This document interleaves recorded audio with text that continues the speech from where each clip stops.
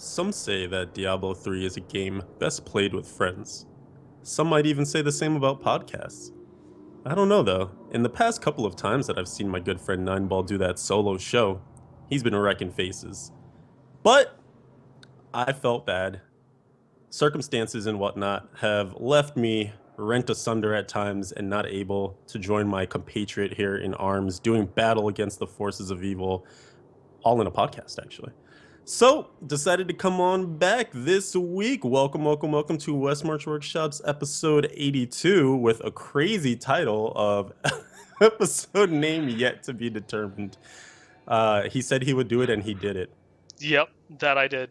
I did. So relax, sit back. We're gonna talk to you guys and catch up because it has been too long, man. The price of having two co-hosts on this show is too damn high or low, or It's too I damn don't know. high. Yeah.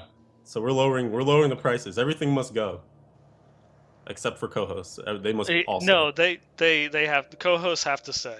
Yes. This point forward, co-host has to stay. No leaving. No more. That's right. Yeah, man, it's good. It's good to be back. It feels like we haven't had both of us here in probably over a month. I I don't think, even know. yeah, I think it's been almost a month now. Because I did a solo, you did a solo. We took a week off, and then I did a solo. Sounds about right. Yeah, I know. That's wow. Dang, it's been a while. We're almost in March now. I think we We, completely just skipped the month of February. We probably should have just taken, it's like we'll just take this week off and we'll start again in March. right? Yeah, should It's have like should have made it just a done deal. done deal. It's like February is just bust. We're sending it back. We'll come back in March. Minus there. So with that, thank you everyone for joining us for episode 82. And we'll be back next week. I was like, "Where's he going?" Oh, okay, we're Oh, closing it up. Yeah, all right, we're closing it up. We're taking a short evening here. No, no, no. we wouldn't do that to you guys, No, totally. Yeah, we totally wouldn't do that to you. even though we. Now we have to do it to them. I know, right? Yeah. Uh, So devious, but man, since it's been so long, please catch me up on your travails. I've been seeing you in the game the last couple of days doing work. I know. I just happen to somehow have gotten some free time lately. Mm. Long story short, for those that were in the live chat for my solo episode last week, uh, probably have found out that I had put my 2 weeks notice in at the theater. Little bit of development to have come from that. Uh, some there was some lying and some backstabbing with some of the other managers and such, and someone made a claim that I had quit and walked out on my shift when I hadn't. And so I was taking off all of my schedules. A brief meeting with my regional manager and HR manager. They both agreed they jumped to conclusions unfairly, and so I'm being paid out for the rest of my notice without having to work, as well as getting some other nice little bonuses and things like that. I'm guessing with the hopes that I would not sue them for wrongful termination. But you know that nice little thing there. Yep. So I am a jobless hobo at the moment, but still getting paid for it. So it's a nice feeling. And with that, I've had some time to actually put back into the game. And yeah, Yay. yay! So I managed within the last couple days finally hit my Paragon level goal of 600, and we're only a month into the season, so who knows where I'll be able to go from there. Maybe I'll be able to get Paragon 800 by the time season 5 is over. I'm not gonna get my expectations too high. Um, and I am closing in on Guardian, which is it's my big seasonal goal here. I just cleared Greater Rift 68 yesterday. Finally found an ancient weapon. I have these problems going and trying to find ancient weapons. I Yeah, did, all could last season all too. last season on my like witch after I switched from the Crusader to the Witch Doctor. I spent like the last 2 months trying to find. It didn't even matter what it was, whether it be a Star Metal Kukri, Furnace, basically anything I would have taken as an ancient weapon just to try and go through and make the Greater Rift climb easier. But now I managed to get my ancient weapon only a month into the season, so that's That's pleasant, and it just so happens it was Manticore, so I'm going Marauders full bore at the moment. Got Uh-huh. that 68 done, hoping to get 70 done by the weekend. Just trying to fill out some pieces. I don't have a lot of other ancient gear from having switched from Unhallowed Essence to Marauders, but well, I managed to go from 61 to 68 in just a few days, and I feel pretty comfortable going through with the right riffs. I can get 69 and 70 without having to farm too much more gear. Yeah, I think you should definitely be able to hit that. It looks like comparing the two, because they are pretty close this season, which is pretty awesome. That DHs have so much variety. Hmm. But I think Marauders is going to eke out over Unhallowed, if not just for that purpose of what we used to talk about back during season one. You know, you can do damage while not being present, so Hmm.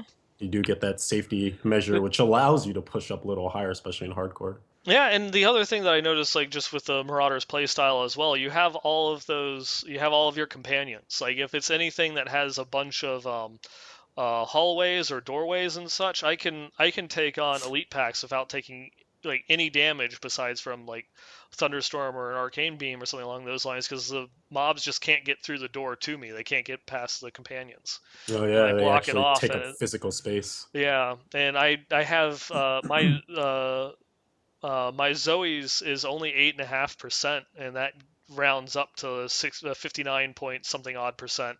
Um, damage reduction. So if I found a perfect 9% one, I would have even more damage reduction than I did with my Unhallowed Essence.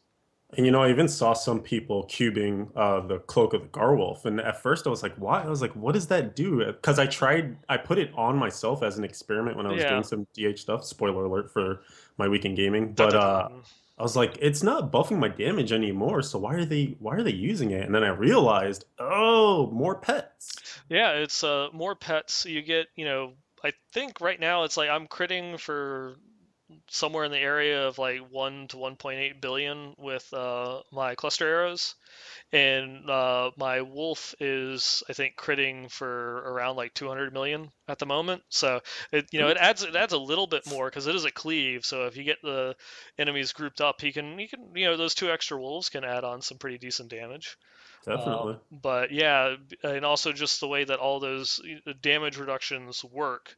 The extra 20% as opposed to the 50%, it doesn't sound like, well, you get 20% damage reduction from Zoe's and then 50% from user, 18% damage reduction for having the two extra wolves when you're using Zoe's versus the 50% for having the Visage cubed.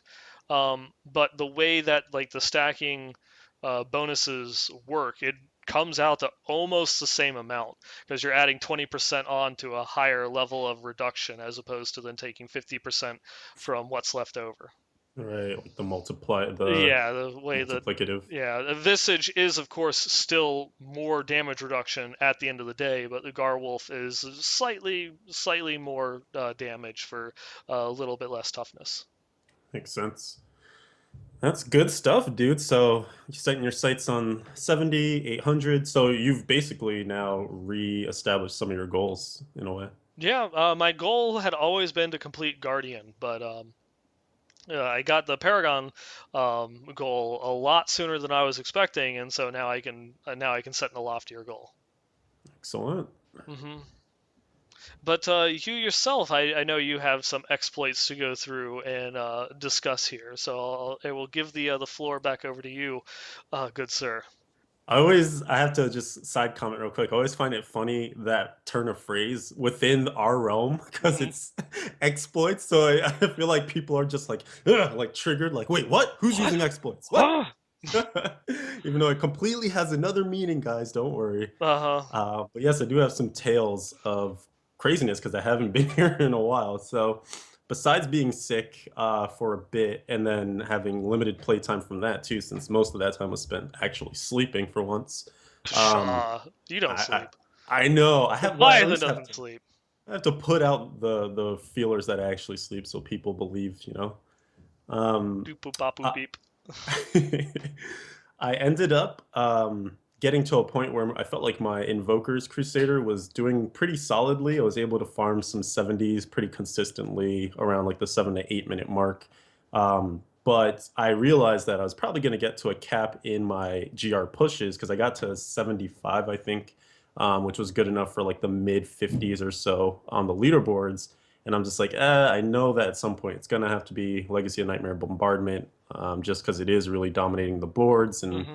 it's just an effective build. So I decided at that point that I would take a little break from the Crusader and then just start up Demon Huntering everything. So I love Unhallowed Essence. That's always been my favorite set personally for Demon Hunters. And with it getting its bump up between the damage reduction, the damage output, just extra discipline coming out of the build, like everything was just so juicy with it. So I had to get back in there and get on it. And I've been loving it, man. It's speed farms. Like right now I'm doing GR 60s in like an average of 3 minutes. It's pretty insane. Pushed up to GR 71 with Unhallowed and was kind of actually in a little bit of a rat race with one of the guys in the clan 42. He and I would be trading off like the clan lead for the top hardcore demon hunter. And Ooh. so I would go to sleep, wake up, he'd clear like a 63. So I was like, oh, okay, all right, okay. So then I would go and clear 64, play for the rest of the day and go to sleep, wake up, oh, 65. Okay, all right, okay.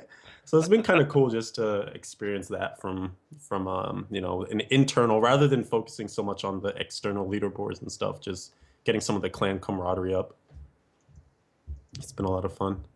Yeah, Uh, no, I mean, you always have those one of those one. I know we'll be talking about just some like the insanity that's going on with some of the higher greater rift clears, but being able to like instead of looking at the leaderboard, and being like, oh, I'm never gonna get a greater rift 91. I'm struggling getting to 70. How am I gonna go through and do that? But when you have other people that are going through and being like, 73, that doesn't seem too bad. I can do that. I can try and get there in the top of the clan.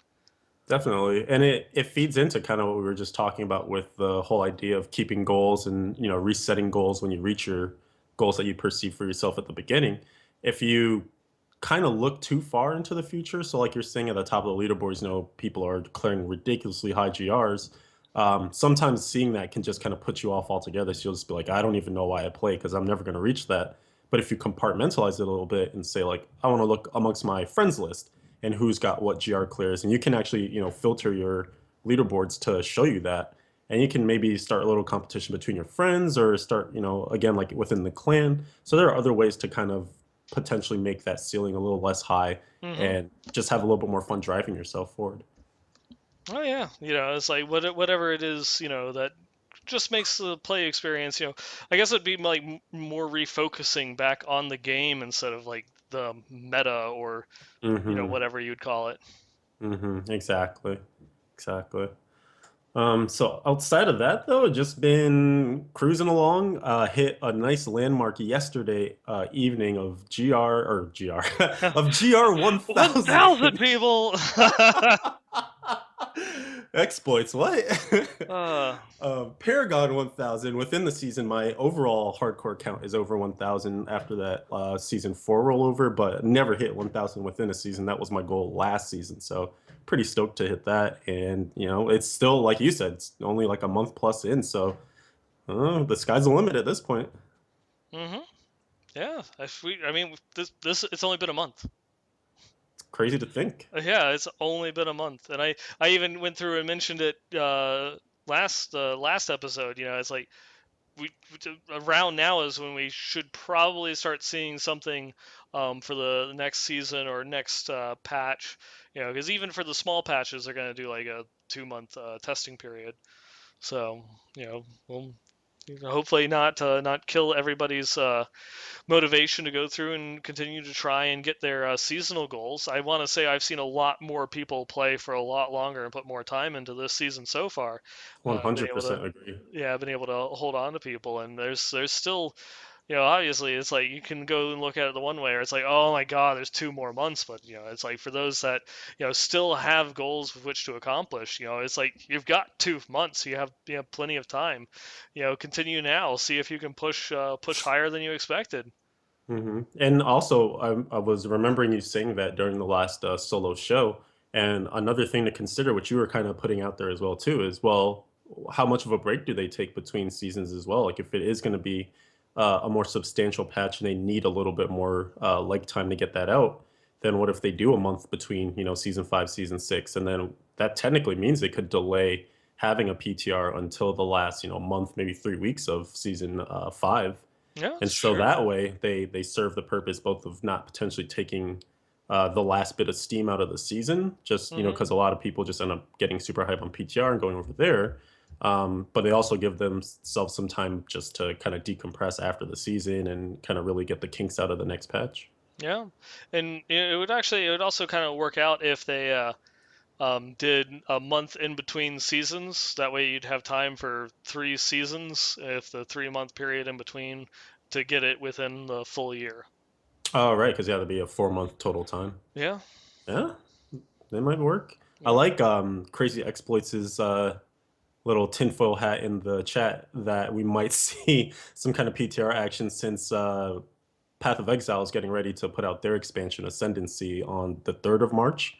So maybe we'll see something right Ooh. before then. Because I don't know if they do it on purpose, but we have noticed a trend in the past that whenever there's a big rival, like, Torchlight 2 or PoE or whatever Hmm. about to come out, they tend to do some update or something that, gets everyone's eyes back on Diablo 3.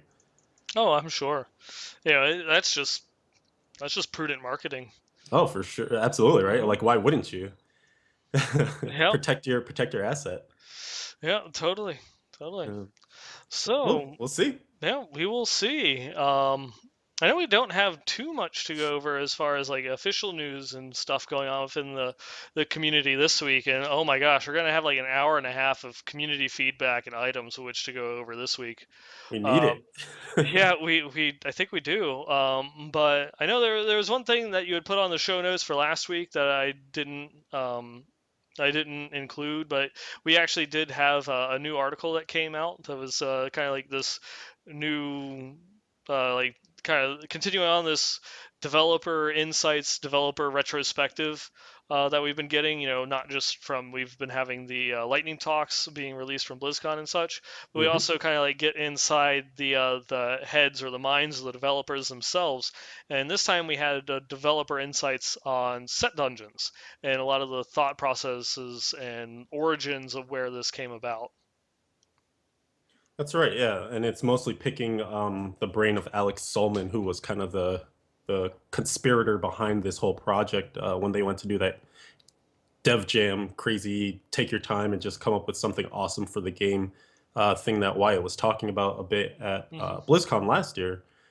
So this was his brainchild, really, and he goes over just a couple of aspects of how set dungeons are born, kind of what the purpose is behind them, and even talks in a bit of length about just kind of the perceived perception of them as they stand right now.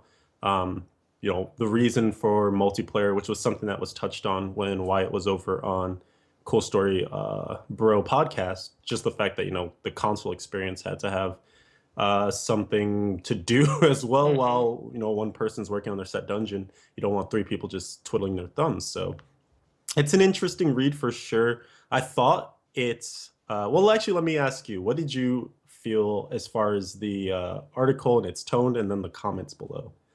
Um, uh, I'm gonna go ahead and answer the second one first. Okay, Um, because I kind of avoided the comments. I'd normally avoid a lot of the comments on there, me too.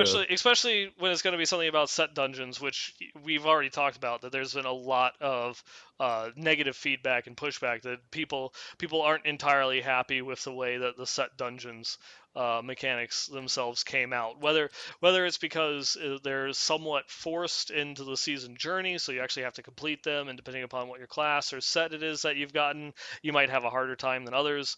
You might want to really complete it using like this one set, but that's like the hardest one for your class, but that's the set that you want to play, and it's just like, sorry. Um, Yeah. yeah, so I know that there was a bunch of just kind of like negative comments or just like I can't believe you were thinking that and such. So it's just like I stayed away from the comments. Yeah, a smart idea for sure.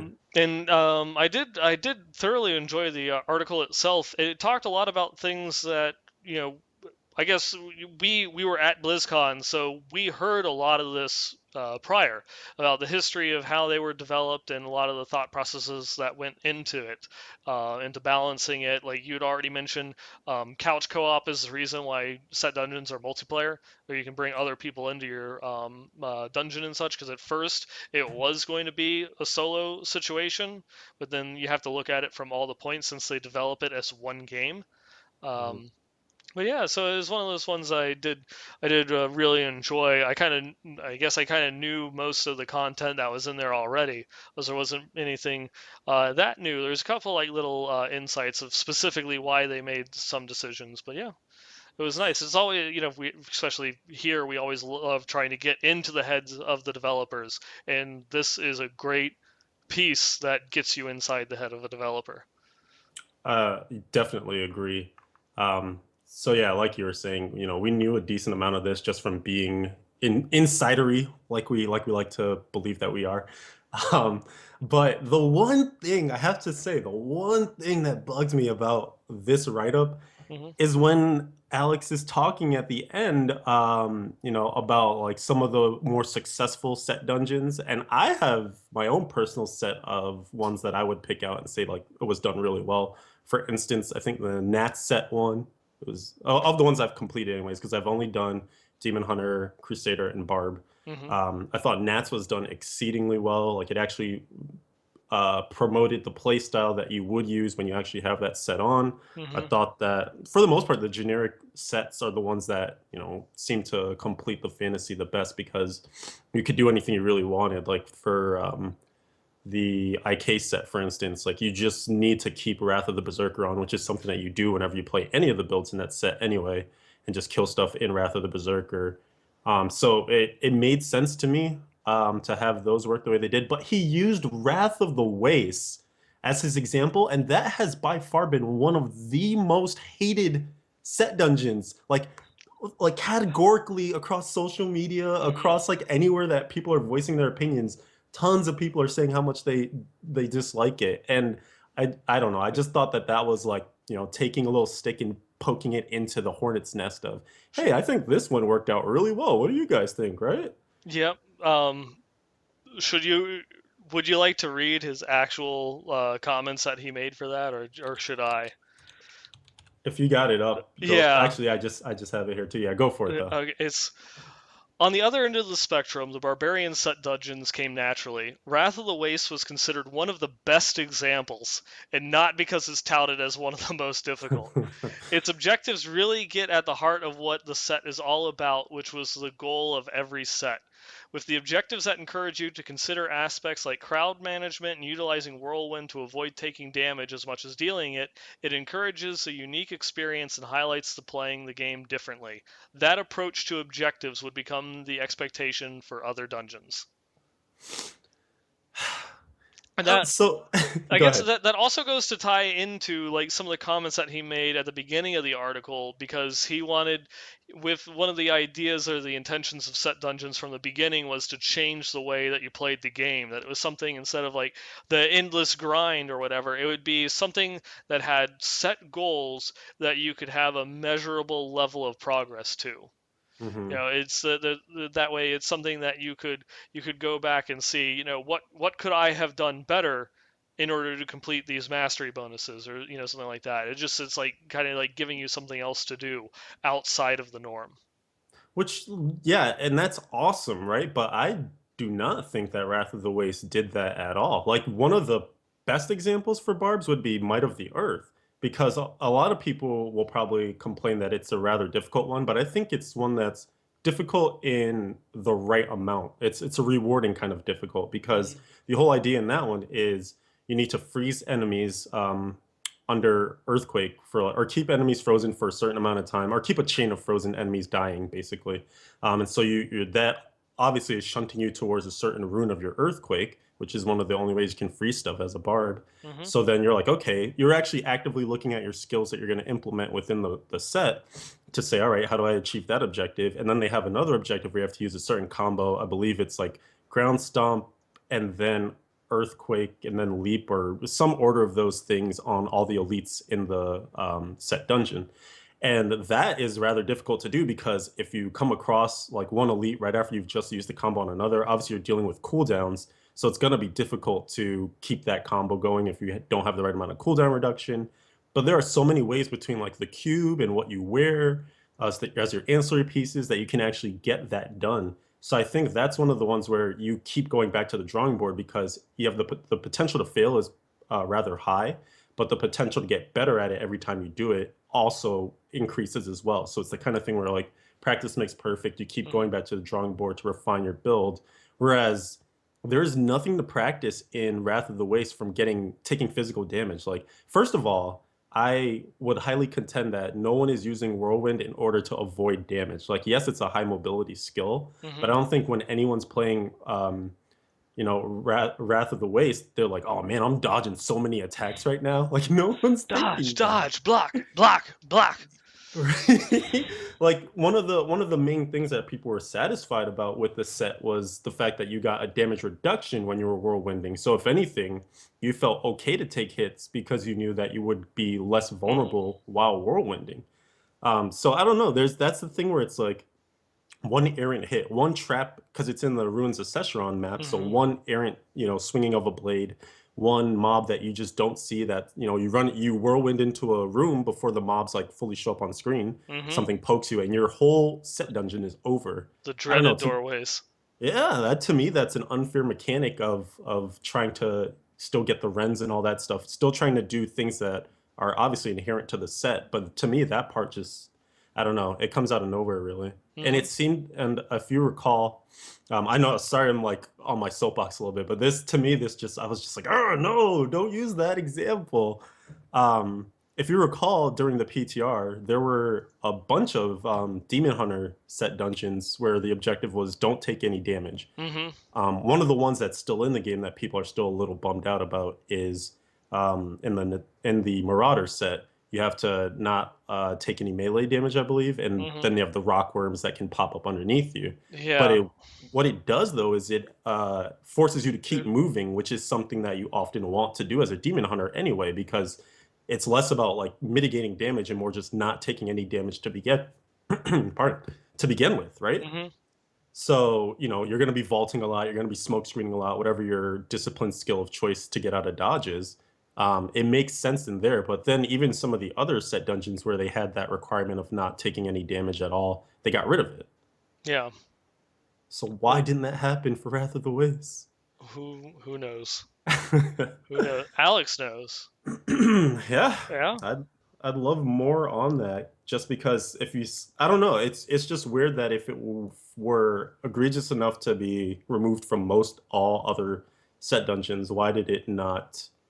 Why didn't it happen here too? Yeah. Who's to say? I I don't have an answer for that one. Mm.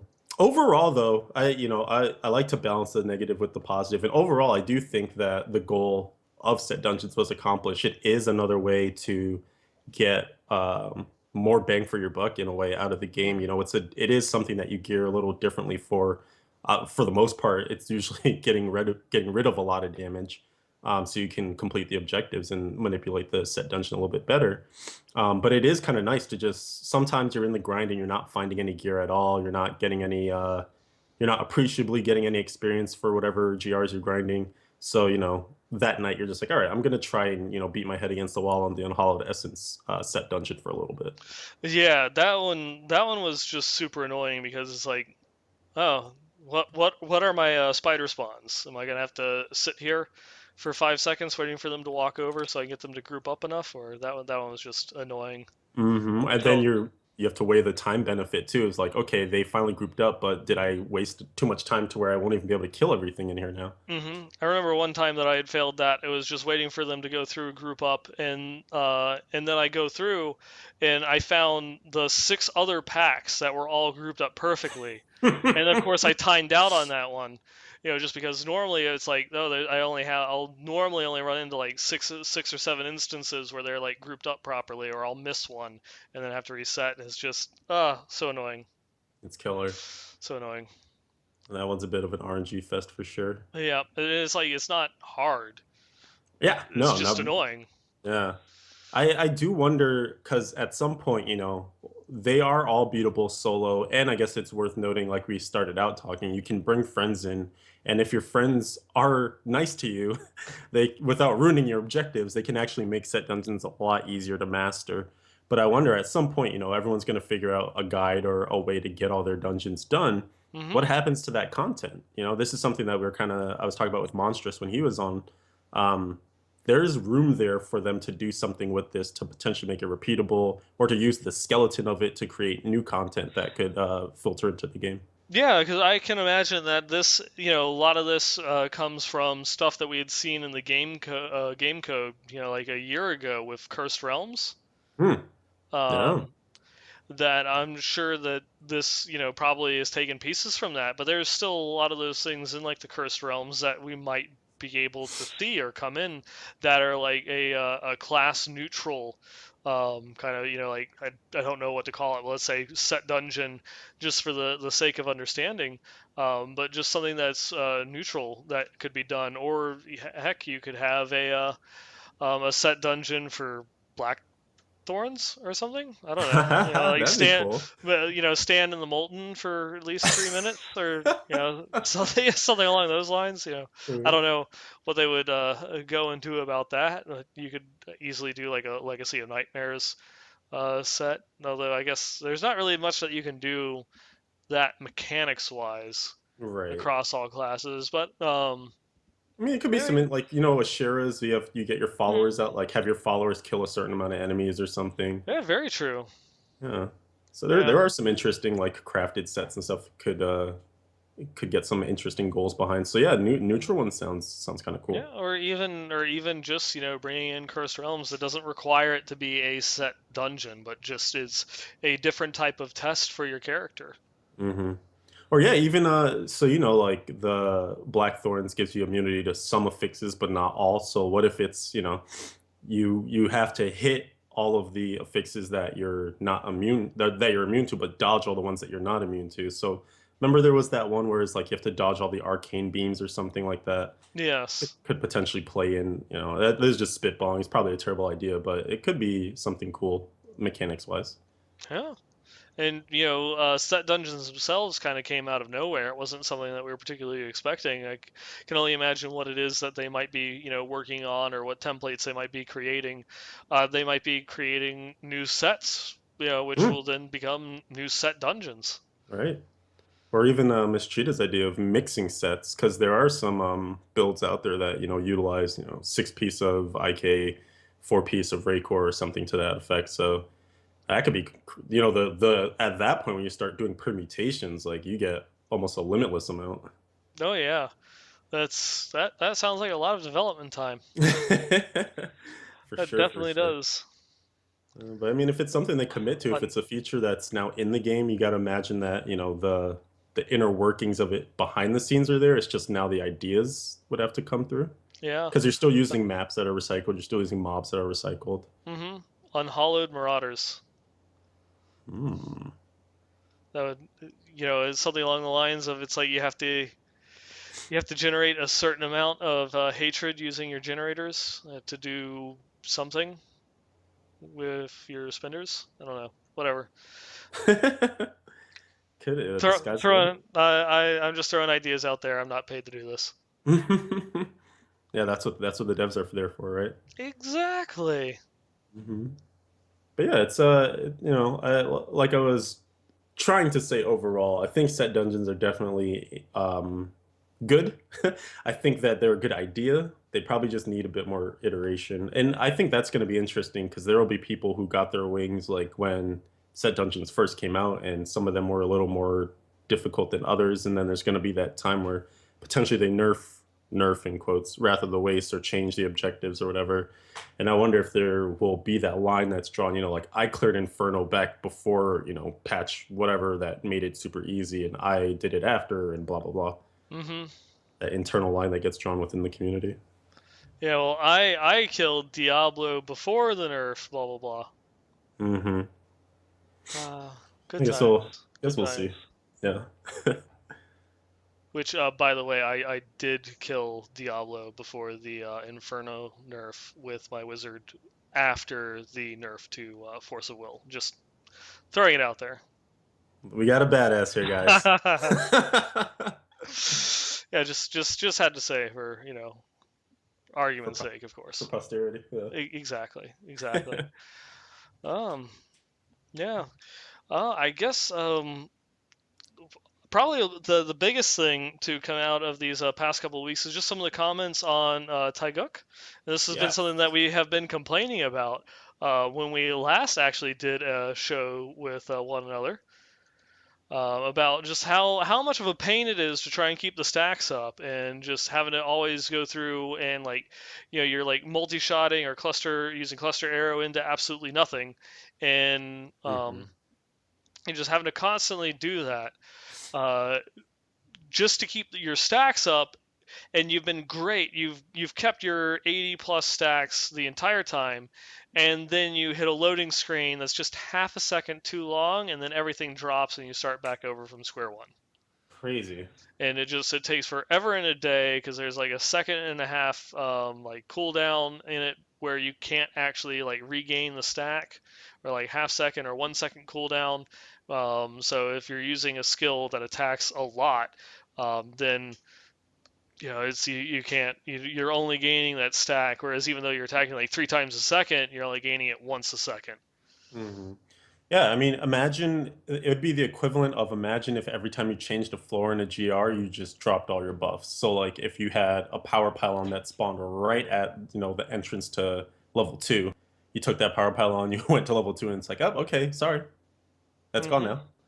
Like that's crazy. That would never be something that would make it into the game. So it's just weird that because of the way that the game works in terms of generating the levels and things like that. Because even I have an SSD, right? Like that Mm-hmm. is supposed to be like super fast loading and blah blah blah.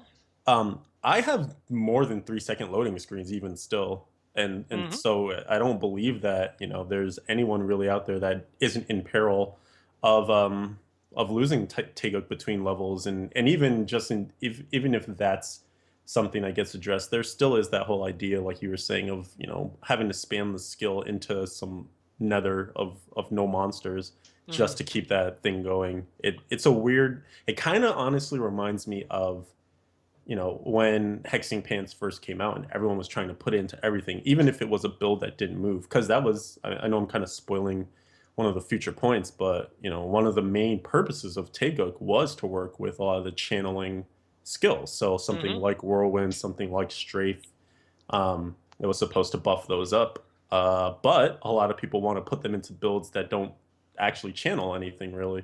Yeah. So, it's kind of like last season where everyone's trying to put the hexing pants into the Crusader setup, and my Stutter God, step. Yeah. it resulted in some stupid gameplay, and it's kind of a lesser version of the same thing with Taeguk. Yeah, and just to go ahead and jumping in because Wyatt talked about this on the forums.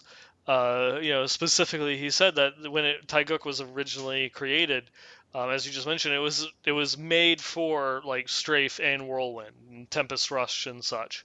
Uh, but it's so good that people are trying to put it into builds that the mechanic wasn't really meant to work for, and that creates an issue, because it's so good or better than your other choices that you would be using to fill in for that third slot, that well, you know I'm being forced to play this mechanic that I don't really enjoy, but it's my best option, so I'm going to do it because I want to get higher. Hmm. And this when I went through and I cleared my 68 just yesterday, I think I had 2 minutes and 30 seconds left. My stacks, just as the Rift Guardian had spawned, I guess I was just taking too long looking at the map to try and figure out where it was, and I lost, my 83 stacks on my Taeguk. Ugh, feels Yeah. bad, man. Yeah, and so it's just like, oh, okay. So now I'm going into the fight with the Guardian, with like 60 million less toughness and the 40% less damage. Yeah, it's a real concern, Hmm. because that is something that could make or break, at the highest of GRs or whatever, when the difference between rank one and rank 10 or whatever is a couple of seconds clearing that highest level of GR. Yeah. There's gonna be some salty moments where kids Oh are yeah. like, oh, it's spawned all the way across the map and I have to keep up this buff all the way across, and it means I actually have to stop movement and use up precious seconds. So Yeah, and it's just one of those. Going back to one of my other complaints, it's like I think I had only gotten it back up to like 60 something stacks by the time that I killed the Rift Guardian. mm. So I wasn't even able to stack it all the way back up to max in that little time period. Plus obviously not benefiting from the max along any of that time you're stacking it either. Yep, of course. Uh, But it does also go into Wyatt's comments that because it was designed specifically for some builds and just with how much it's being used now, they're very hesitant to avoid making any changes to Taiguk. So our complaints of maybe it should stack faster or maybe the stacks should drop off slower or whatever is not really what they intended.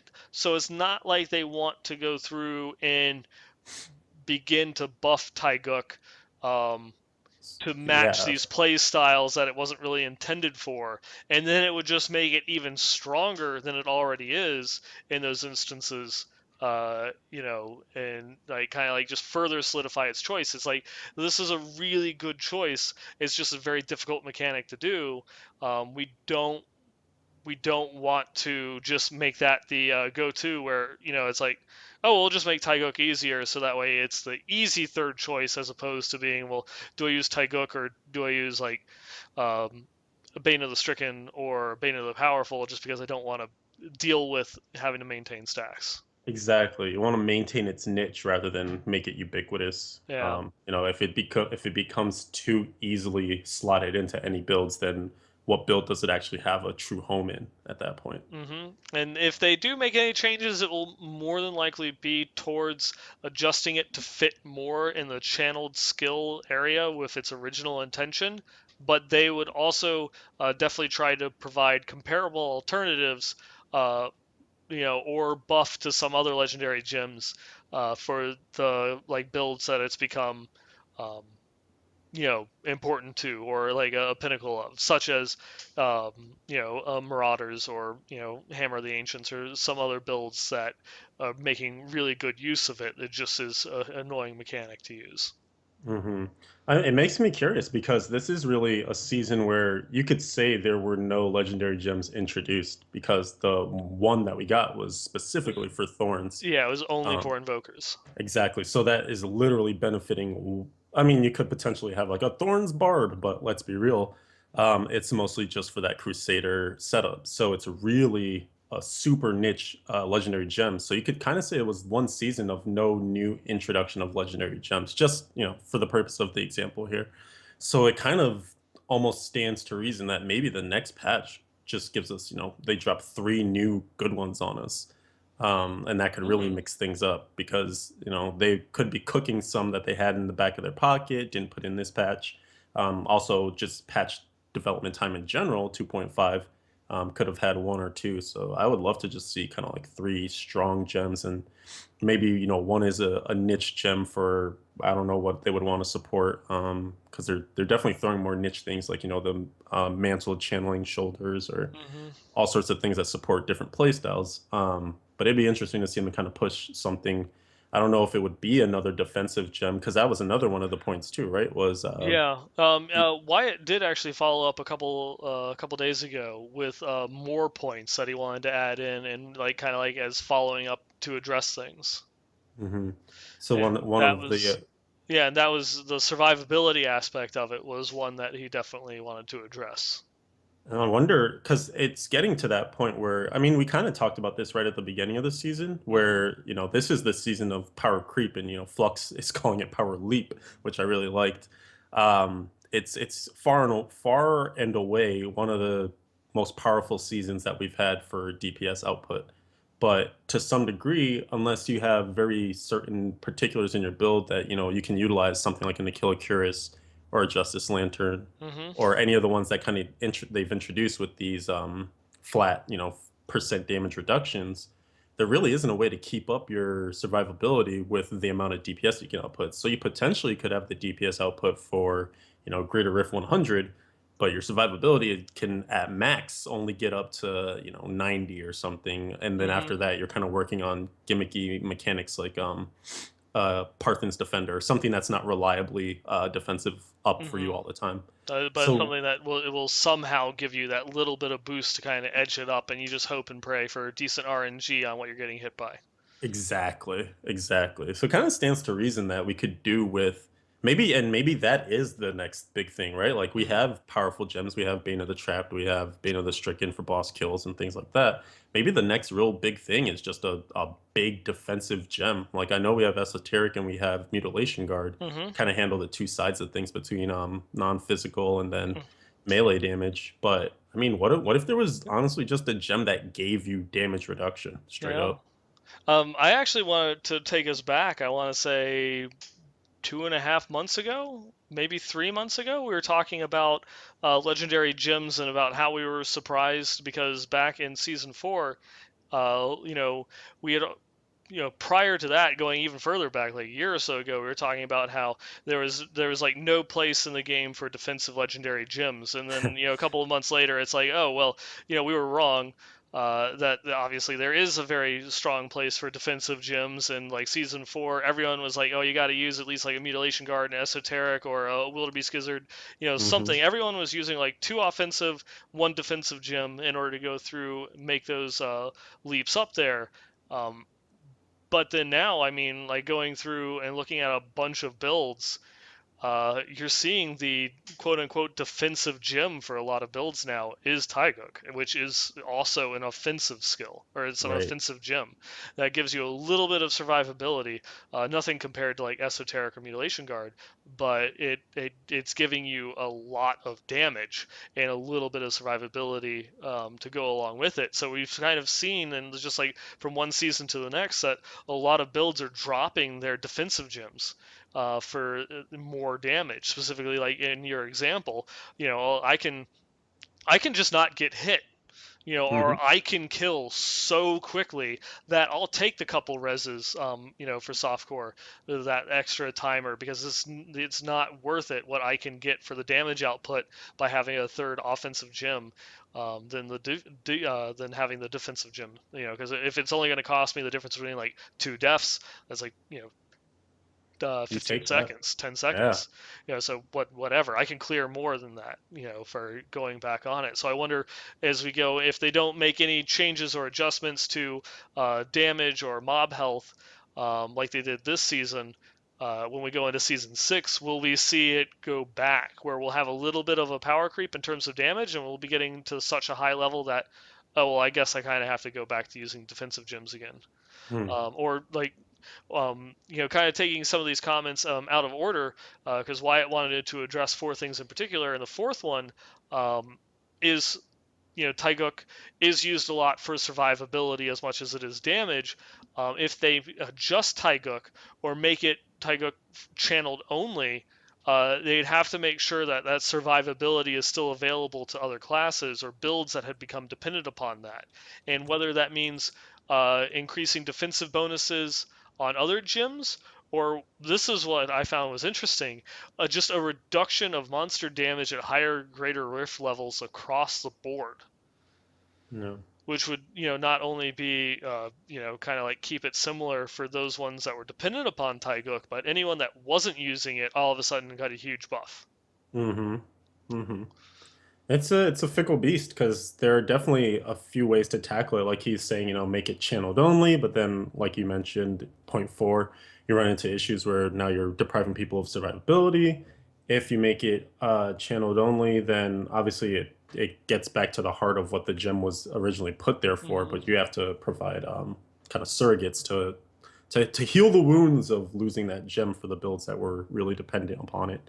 But that to me is more than worrisome. I'd be more excited if I were a player that like a Hoda Barb or whoever was using, or like a multi shot Demon Hunter that was using it. I'd be Mm-hmm. excited for the prospect of, oh, maybe that means a new gem that actually targets my build could be coming in and make me even more effective than kind of like halfway propping up things with a Taeguk. Yep. And just to kind of like finish off some of Wyatt's thoughts here before we, kind of like digress and tangent too much. he wanted to address specifically about stacks falling off besides just the loading screen, Mm-hmm. and he wanted to say that it should be perfectly fine for Taiguk to fall off in general.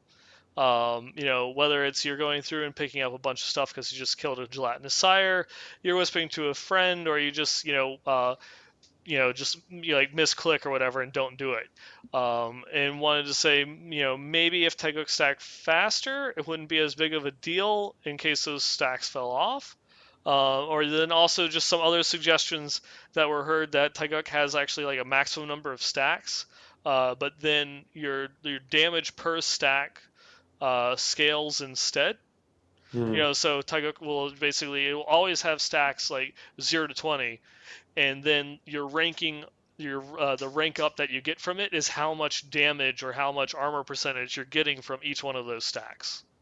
Right. It's kind of like some of the ones that we see, like a Gogok of Swiftness. It has that 15 stack max, Hmm. but you're leveling up the percent. Obviously, that one's capped because once you hit 100, you hit 100. But Hmm. you could have a higher cap on like a Taeguk or yeah, Taeguk, which is the gem at bar in Yeah. question.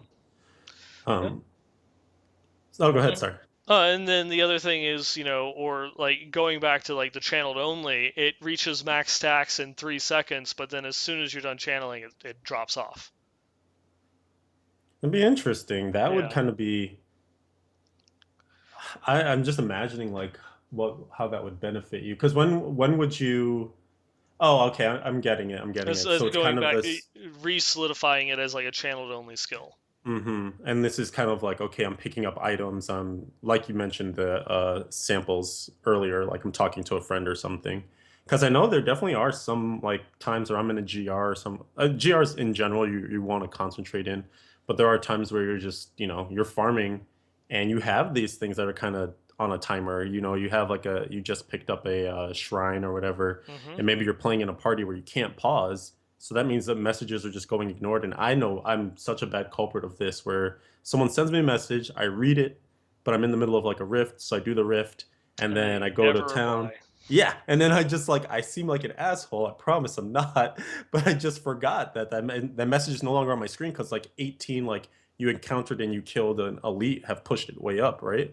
So now it's just a lost thought. Whereas, if maybe Taeguk is not the prime example in my instance, but I could see also where someone's managing that buff, being less reluctant to communicate when, especially that's supposed to be such an important part of this experience. One of the things I would like to potentially see, kind of in the same vein, what if they just gave it the endless walk treatment? Like it that one kind of, it's not exactly the same because there's that interplay between the defense and the offense, whereas this one is stacking both at the same time. But at the very least, it would just be the idea there is that you lose it over time. You don't Hmm. lose it all at once. I didn't see him mention that, but I know that has been one of the things people have thrown out there is just instead of losing all stacks, why not just have them fall off in the same like He, he does rate? actually go through and I guess kind of mention that in his second point Uh, is about the suggestions of the stack simply falling off slower. oh yeah, yeah, And yeah. yeah, he said that the work that is like kind of like a workable solution, um, but they don't really like it because that would just further cement Taiguk in the position that it is now, and that is like that really great gem that can be used across multiple builds. Gotcha. And he went on further to say that legendary gems they should all be like kind of unique and they have a niche. So it's like this gem is great for this build, but not this other build. That's okay that there's some that kind of go across the board, and there is like the one kind of like ubiquitous gem, Bane of the Trapped. Hmm. That's kind of just used by everybody. But he says that just because like Bane of the Trap exists is not a justification or an argument to make Taiguk also just work for everyone across the board. That they would prefer to go back and redesign it in a way to make it niche and then fill in that gap some other way.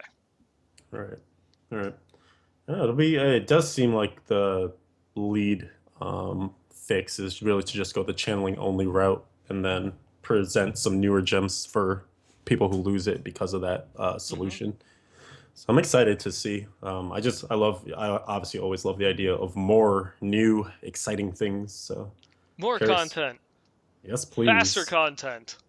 Yes, please. Keep me engaged. Please. Por favor. Indeed. Por favor.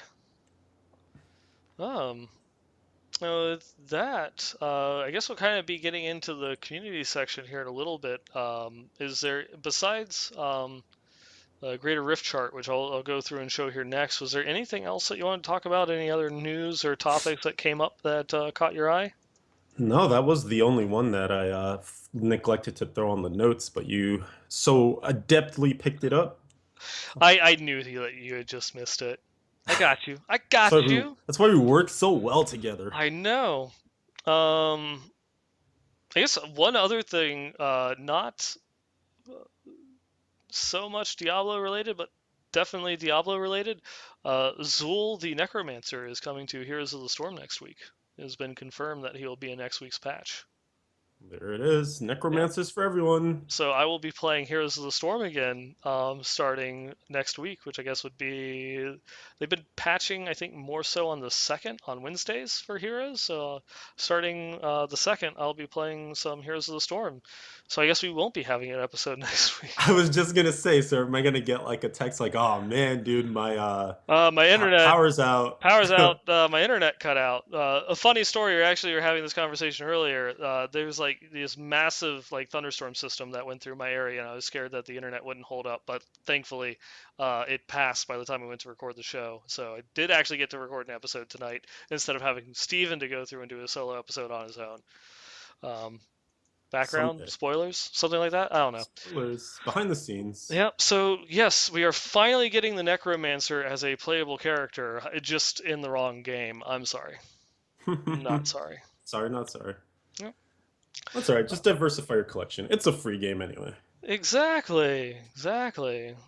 Um, it's just, I mean, if you want to play Zully, it's gonna debut at like what, $10? I think all Something the like heroes that. are $10, so it's like it's easy. It's gonna be great. You can go through and be a Lagromancer or Poison Nova. It sounds amazing. I cannot wait. How funny would it be if actually one of the they would never do this, but if one of its ultimates was actually like Lagromancer and it just disconnected an enemy Ha!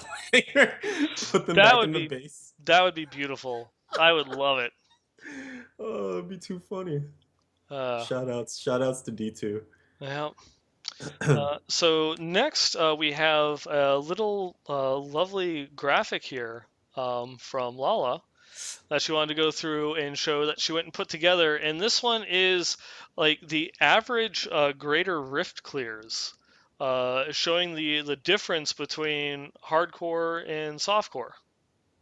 hmm there's a lot of really interesting info Hmm. here if you love numbers. Yep. Um, And I want to say that this is a little bit out of date because these figures are as of the 17th, I believe, according to her spreadsheet.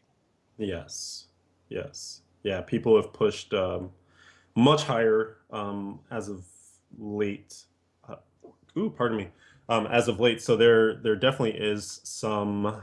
Um, there's going to be some skewing of the averages, especially for certain classes that are potentially only just beginning to have their pushes happen now.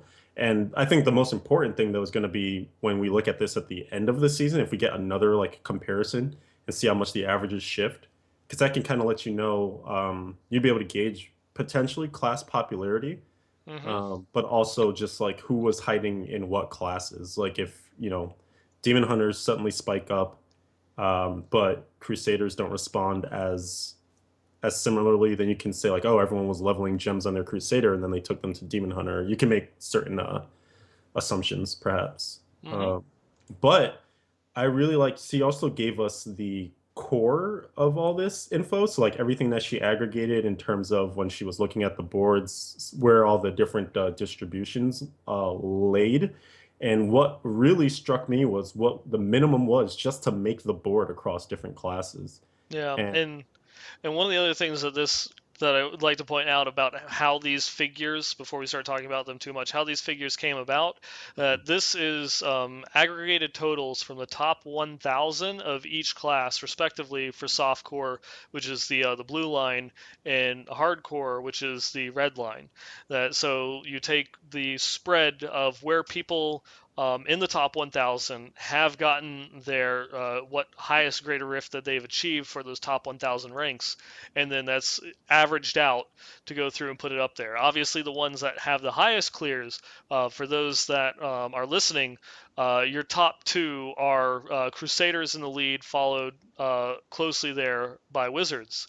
Um, it's a bit um, interesting because when you take a look at it as far as averages, if you look at the hardcore graph, the average for Demon Hunter is higher than the average for Wizard, even though the best Wizard does have a 5 Paragon lead on the highest Demon Hunter, because the highest Demon Hunter has only cleared an 80 for hardcore, where the highest Wizard has cleared an 85. Would actually put it even with Crusaders for rank 85. Again, this is as of February 17th. It hasn't been updated, Hmm. but it's just interesting because when you then go through and you look at where all those numbers and averages go, that the wizard one is a lot, it's stretched out a lot thinner.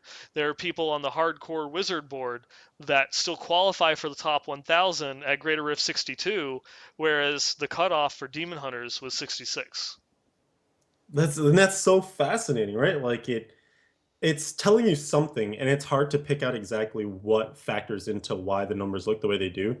But one of the things when I was discussing with Lala, like maybe, what we can kind of glean from all this, potentially this means that the wizard is like a more difficult class to gear. So basically what we're saying is the level to get to the higher GRs for wizards requires more gear. So potentially it's going to be or sorry, the way I guess the easier way to say it is that the level required to hit some sort of average medium performance for demon hunters is more easily attained than what you're getting for wizards. Because if that's the case, if wizard gear was a lot easier to get and the builds were easier to put together, then their lowest amounts, their lowest GRs would be more in line with what the DHs had. So you wouldn't have a bunch of 62s because potentially there would be more people geared up, so the average should creep up, right? Yeah. Like that's what you would expect to observe. But since it's such a wide spread, what that potentially means is that RNG is playing a greater role here. So not everyone is getting, into the ideal builds as quickly as, the it took the time to compile all of this all these results on the board. Yeah. Another thing that I found interesting, and we're getting some requests in chat to see our faces again instead of that display, so I'll go ahead and switch it back over. Um, but one of the other things I noticed, like in the softcore one, you only had one class that dropped down to like 70, and that was the monk for the top 1,000 when this was aggregated, cut off at greater of 71, which is all above the requirement for guardian. Hmm. There's a very interesting thing when you go and you look at the requirements or the greater rift levels, because the spread is on hardcore, the spread is a lot larger. On softcore across the board, it's usually within like 10 or 11 greater rift levels is your top 1000. You only have 10, like these 10 levels, so from like 91 to 80, is your spread for this particular class for that top 1000. If you can't reach into this, then that's it, you're done. But for hardcore, some of the classes, you've got like 15, 16, or with like the wizard, over 20 levels of difference for its spread for that top 1000. But when you look at it, there's a huge cutoff and mark for all of the classes at greater rift 70 Yeah. that you'll go through and you'll look Yep. at it and you'll see it progress, like kind of like on the demon hunter, in the crusader, it's really big. You'll see the numbers kind of progress a little bit. It's like, oh, you'll have like for the Crusader, like 74, you've got 41 people, 73, you have 45, 72, you've got 67, 71, you have 91, and then level 70, you have 293. It's a little bit of a big jump, but then when you get to 69, it drops back down to 98. So you can Right. kind of see where those seasonal journeys have an impact on kind of on the leaderboards, especially in hardcore, just because the mentality is different. Where okay, I'm gonna get up to that solo 70, I'm gonna get my guardian done, and then I'm gonna go back to running in groups and not attempt to Exactly. go through and do it solo anymore because I'm putting an actual risk to my character to continue to go through and push higher. So there's people that are going for it not so much, they probably aren't going for glory and to go and get like their top name in the leaderboard, but they're definitely going up there. They're getting their 70 and they're going back to whatever it is that they're having more fun doing. And it's just like across the board, it's like that level 70 is a big blip where it's got a lot of numbers, and then as soon as it goes to 69, the number drops off considerably instead of this nice beautiful pyramid that the rest, if you take that level 70 out and you look at the rest of the figures, it's a beautiful pyramid where each rank has more people in it than the one below it. Right. Yeah, if there were like a density cluster version of this, it'd be really interesting because so many of like the huge numbers of where people sit are, especially if you look at the softcore numbers, it's like, for what is this, Barb to get on the board 74, and then there are 187 people at that. And then their biggest number of where people lay is in 75, which is legit just one GR Hmm. higher than the minimum to get there. So, and you can kind of see that trend across the board. So, for instance, in Crusaders, it takes a 79 to get on the board, and then the next one that has the most people is 80 with Yeah. 418. So it's always just that like one notch up, and that's where the density of people lay. Yeah, and that's just because, it's that point you're at the cutoff. You're at the Hmm. cutoff for the top 1,000. So obviously there's probably going to be a whole lot more people at that rank 79. You just have the cutoff, so how many are there? Because we'll only show you like the top 1,000. Oh, that's yeah. Actually, yeah, that's a good Yeah, so point. that's why it has that trail off at the end, because there's a certain point where it just has to cut off. I can't show as many people. Right. So actually, if you were to trend it, so it's like, 99, 83, 148, 200, 400. You might even say like there's probably like 800 people at 79 or something. Hmm. Interesting. Yeah, I hadn't thought about that. That makes a lot of sense, though. Numbers. Yay! Oh, Math, numbers. Love geeking statistics, out on it. What's average really spread. interesting, real quick, is so looking at hardcore for monks and witch doctors, they both actually have a GR minimum of 60 to get onto the board, Hmm. which I find to be particularly curious because witch doctors are still getting high up there. Like the highest one that they had at the time of these results was an 83, which is the third best amongst the classes. So it's peculiar. It's interesting that they're another one that's kind of really dragged out. Like if you look at the like you were mentioning with the Wizards, it's really just two shunted over. So like instead of 85 being their top, 83 is their top. Instead of 62 being their lowest, 60 is their lowest. But they Hmm. still have a very wide spread too. So there's something going on between those two classes I that think, makes their distribution so wide. yeah, I definitely want to say that it's probably that a lot just comes down to like the play style, and those are kind of like a lot more skill based because it's spread out so much because the numbers at the top are very, very thin, especially compared to the other classes. And it's I want to say probably just the way that the skills, because I mean, Jade is extremely popular, as is like like for the higher grade rifts, like some of the pet builds and such, either because of the gearing requirements for it that will make those top builds a bit harder to achieve, or if some of it just comes down to skill and being able to play, set up the right like skill combos, or making sure that you're grouping enemies properly in order to go and get those clears, or just the amount of time that it takes to like kind of like fish out like the perfect rift. Whether you have like someone that's just more dedicated, or people that is a popular class, and people are just playing it to 70. You Hmm. know. Yeah. Hmm. Oh, interesting thing to try and suss out for sure. But definitely shout outs to Lala for pulling all this stuff together. Super appreciate it. And it's just nice because we're always going through and telling Blizzard, well, we want numbers, we want graphics, we want all this, and so well, Lala went through and she started making her own. awesome. We Hmm. talked, in your show you talked about Monstrous's graft, where it shows like kind of like the level of representation for the top um, clears and such. So it's we're making our own numbers. We'll make our own infographic. Gosh darn it. That's right. Until we get what we want, we'll make bootleg versions. Mm-hmm. That's how that's how the whole Prohibition era went. Exactly. And so with that, I think we're about ready to move on to community feedback, unless there's anything else that you can think about. I think that's it, man. I think we're good to go. All right. So here we go. We haven't done this in a while. I know. Sorry to all the people who have been waiting anxiously for their emails to be answered. And boy, do we have a bunch of emails. We're already near about hour and a half into the show now, and Should we try and just do like there is that line that I put from the ones that were from last a couple weeks back, and then the newer ones. So should we just try and get through the older ones first? yeah, I think that's probably a good idea. We could definitely hit up. We have, I think, like 14 items of the week in order to go through, so that should Boy. probably take about 20, 25 minutes. If we want to kind of split up the feedback and go over it. This will mean that we answer some of the people that actually did respond to my email last week, or my requests for email last week. We won't be covering them today in this episode, but I still want to throw that out there. I'm still very interested, and we can save this one for episode 83. Hmm. And so this gives you an extra week, or maybe two, depending on how things will be going.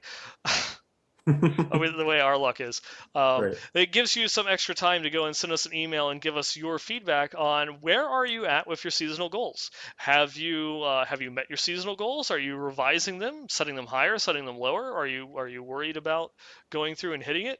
So please go through, send us an email, not just for that, but any of your questions, comments, items, rude, snarky remarks. Might not read those, but Westmarch Workshop at blizzpro.com is the email address if you want to send it in to us. So please, again, go through, send us an email, westmarchworkshop at blizzpro.com, and let us know how you're doing towards your seasonal goals. Right on. And with that, we'll just jump right in, cruise along. So we got one here that's coming in from Mickey, and he says, "Sup, fellas? I just listened to the latest the latest episode with Leviathan and Monstrous, and the discussion about swapping gear sets came up. I don't know if you guys have ever played Torchlight 1 or 2, but on there you have a pet, and the pet has an inventory, and you can hold your gear or whatever and also go to town and sell trash. That would be a good idea if your pet can hold some secondary gear so you can swap on the go. Thanks for the great content. I wanted to share this idea with you." And I have played Torchlight 2 very briefly, but I did honestly really enjoy the benefit of the pet being able to do some shopping for you and also being able to hold some stuff too. And in fact, Nineball, you being the historian of the game, wasn't there a time where they were actually considering just that feature in Diablo 3? I it, Yeah, Did I kind put of. you on the spot? Yeah, it's. I know what the feature that they had. It wasn't quite the same type of mechanic because in Torchlight the animal would actually be gone for a period of time when it ran back to town to sell stuff. In Hmm. Diablo 3 you had the Crucible, Nephilim Crucible, I think it was called. I'm gonna have to look this one up.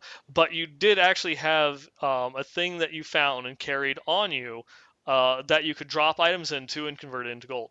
That you could actually sell at your character without having to go back to town, because at the time they wanted to not interrupt gameplay and Right. just have you out there grinding, killing, and not having to go back to town for any reason whatsoever. And then we started getting like the Nephilim Monument in order to swap skills, and then it's like, well, you will remove this because then it made town completely useless. And so it's like one of those ones where it's like, I guess we're okay with actually breaking it up and giving you a reason to have to come back to town. Give resource, like not resource, but inventory management a bit more precedence, because otherwise it was just insanely easy. Click the Click the Crucible and then just cycle through all your blues and yellows. Well, I guess at the time, just all of your blues, and then you would sit there individually identifying all of your Oh yellows, my and it's like, oh my gosh, goodness. is this an upgrade? Is that an upgrade? This tooltip is useless, so I have no idea. The character sheet is lying to me, so I'm just going to equip this thing and roll with it and hope that like this bleed damage does something for me. We don't know. But Yep. yeah, there was a point in time during I think it I don't remember whether it made it into the beta or not, because I didn't get into the original Diablo 3 beta for a very long time. And the beta itself lasted for a very long time. I want to Yes. say the Crucible was not in the first iteration of the beta. Mm, And okay. someone in chat is saying, was it the Cube of Jordan? That might be it. Could be it. Yeah, just I could have sworn that I remembered at some point they were talking about like how to make the pet do extra things for you. And maybe that just It, became kind of like the companion feature for demon it, hunters being able to get gold. um, kind of. Cauldron of Jordan is what it was called. Okay. Yeah. So we were both half right, half wrong. There we go. And that just shout out to Inuk Shook 58 for going through and giving that one there. But it was there was a mechanic for pets that was in the beta. It was, I think, scrolls of companion that would give you a buff like that lasted like 10 minutes, and you would have random stuff. Sometimes it was a bunny, a snake, a pig, a spider, a bunch of like tiny little cute furry animals that would run around behind you and pick up gold for you. So you Oh, didn't okay. actually That's have to yeah, you didn't actually have to worry about walking over to the gold and picking it up. The animal would just run around and pick it up for you.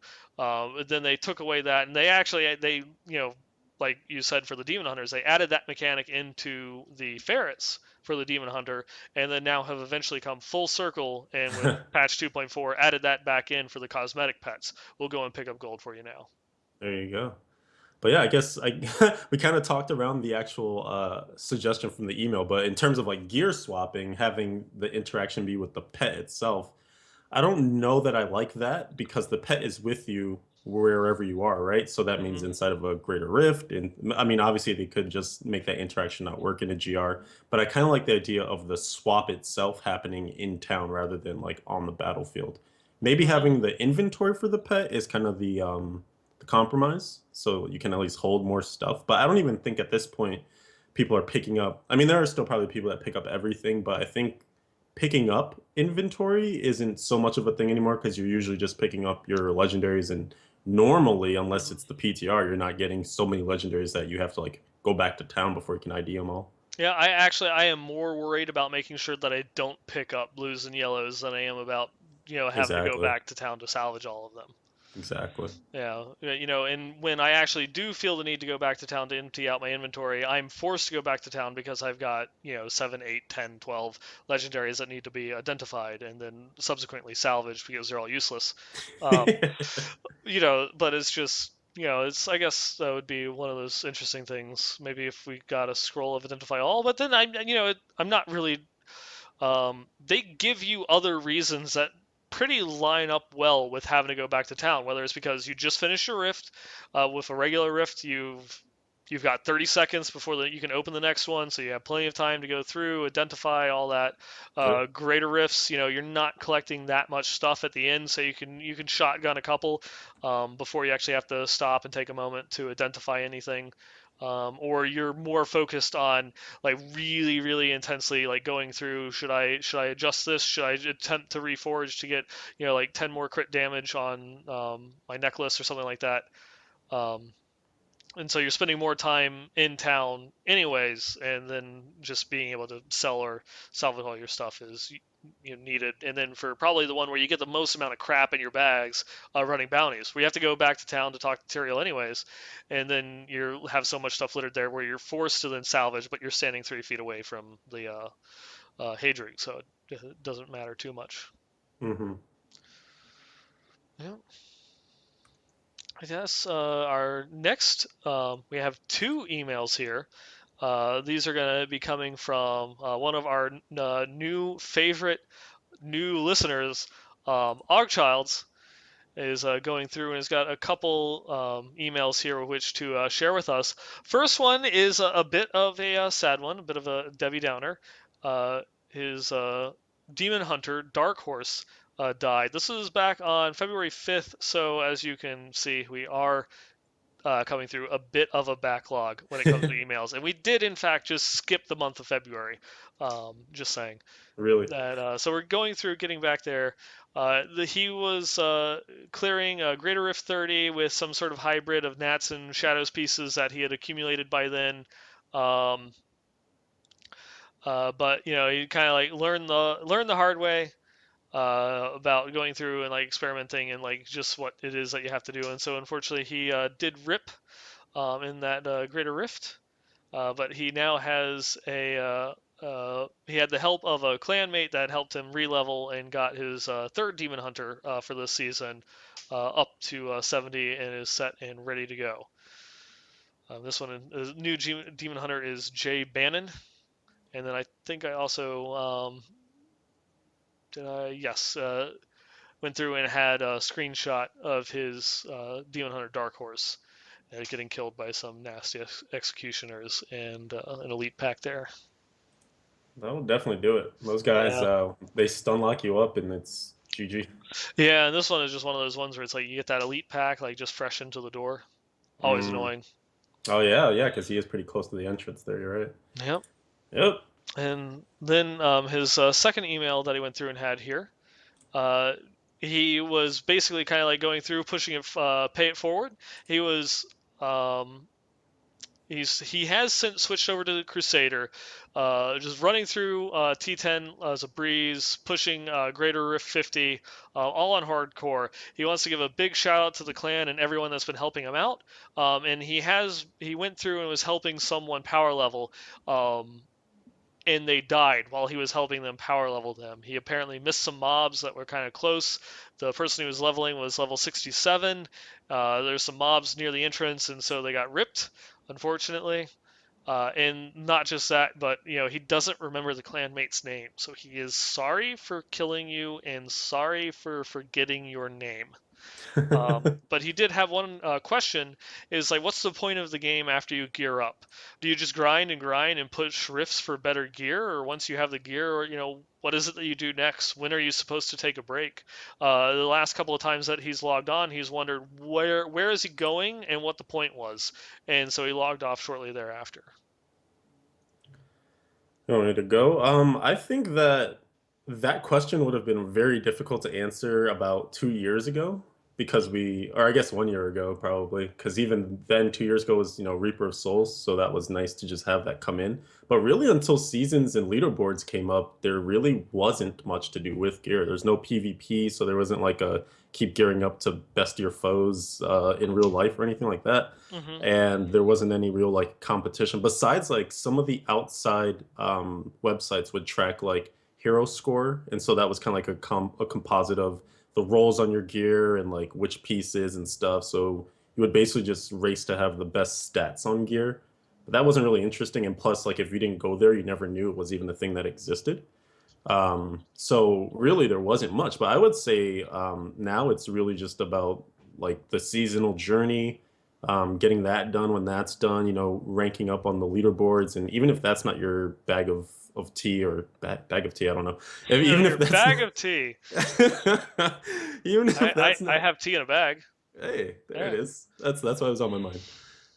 Even if that's not your jam, still being able to, there's a lot that you can do to your gear now. So I guess that still is kind of a thing to do, like, between augments, between um, getting the right enchantments on there and the, ancient tier of gear and things like that. So, I mean, there's always some other stuff to chase, but I guess unless you're an actively competitive person, then maybe you might not feel like there's much of a tail end. It kind of just depends on what you set as a goal for yourself. I don't know how you feel um, as far as that.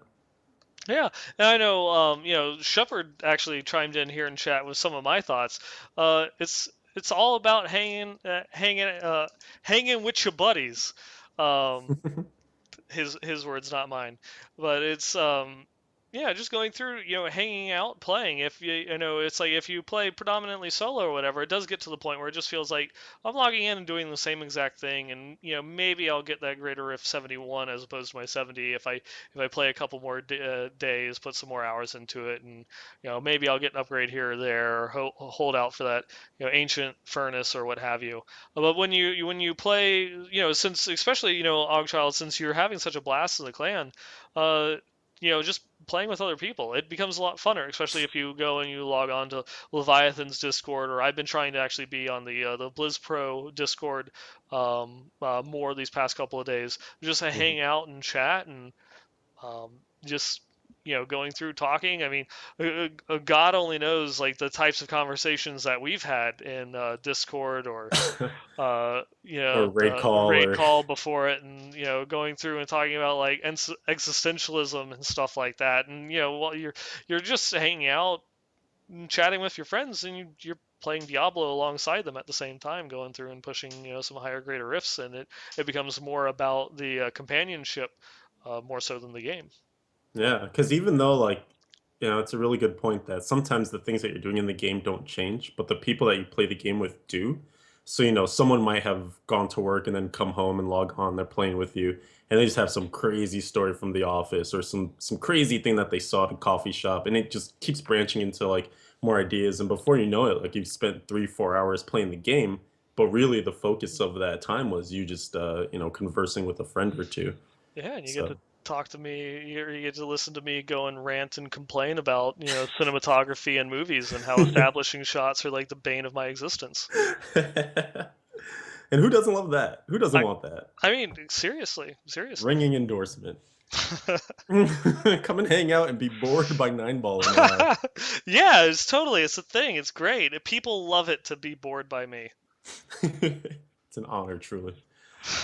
Oh my goodness. But yeah, I guess that's really one of the things that it comes down to is kind of building your community, building, I mean, even for you, Nine Ball, like some of the coolest stories that I can remember you telling are, meeting guild mates that you play the game with World of Warcraft for like, multiple years Hmm. and potentially never meeting that person in real life until, years and years later. But those connections that you've built throughout the game, it's almost like you feel like you know that person before you actually know that person.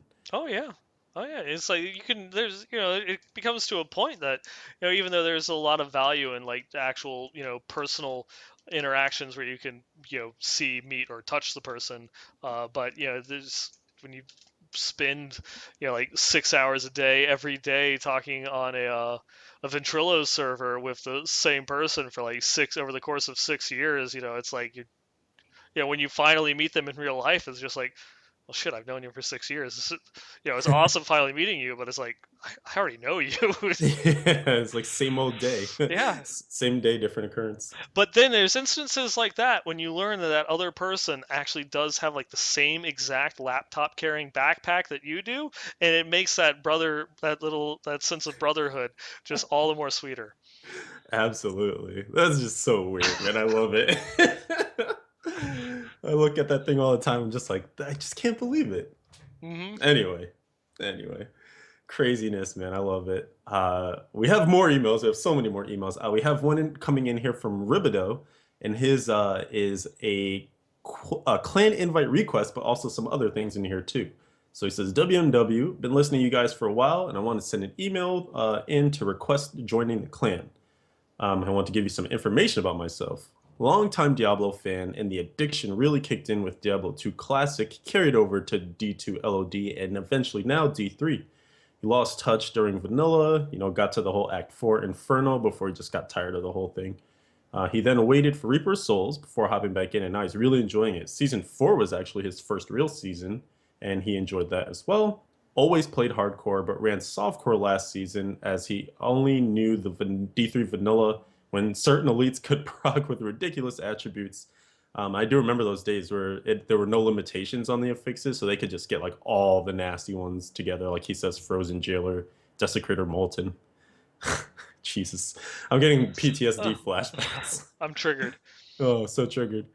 This season, he's rolling hardcore and loving it. Currently, Paragon 430. And again, this is from like weeks ago, so he's probably way higher than that now. Crusader, pushing some greater rifts with the standard Invokers build. Really enjoys coming up with the unique builds like Crusader Phalanx build and stuff that the masses don't really play. He's finished all of his set dungeons for Crusader, awesome. And he's looking to pick up another class, maybe Barb, to get that 8 set dungeon mastery. Lives in SoCal, so his typical playtime is 8 to 11 p.m. But right now he's gaming a little less since he just had a second kid. Congrats. That's Oh, awesome. very congratulations.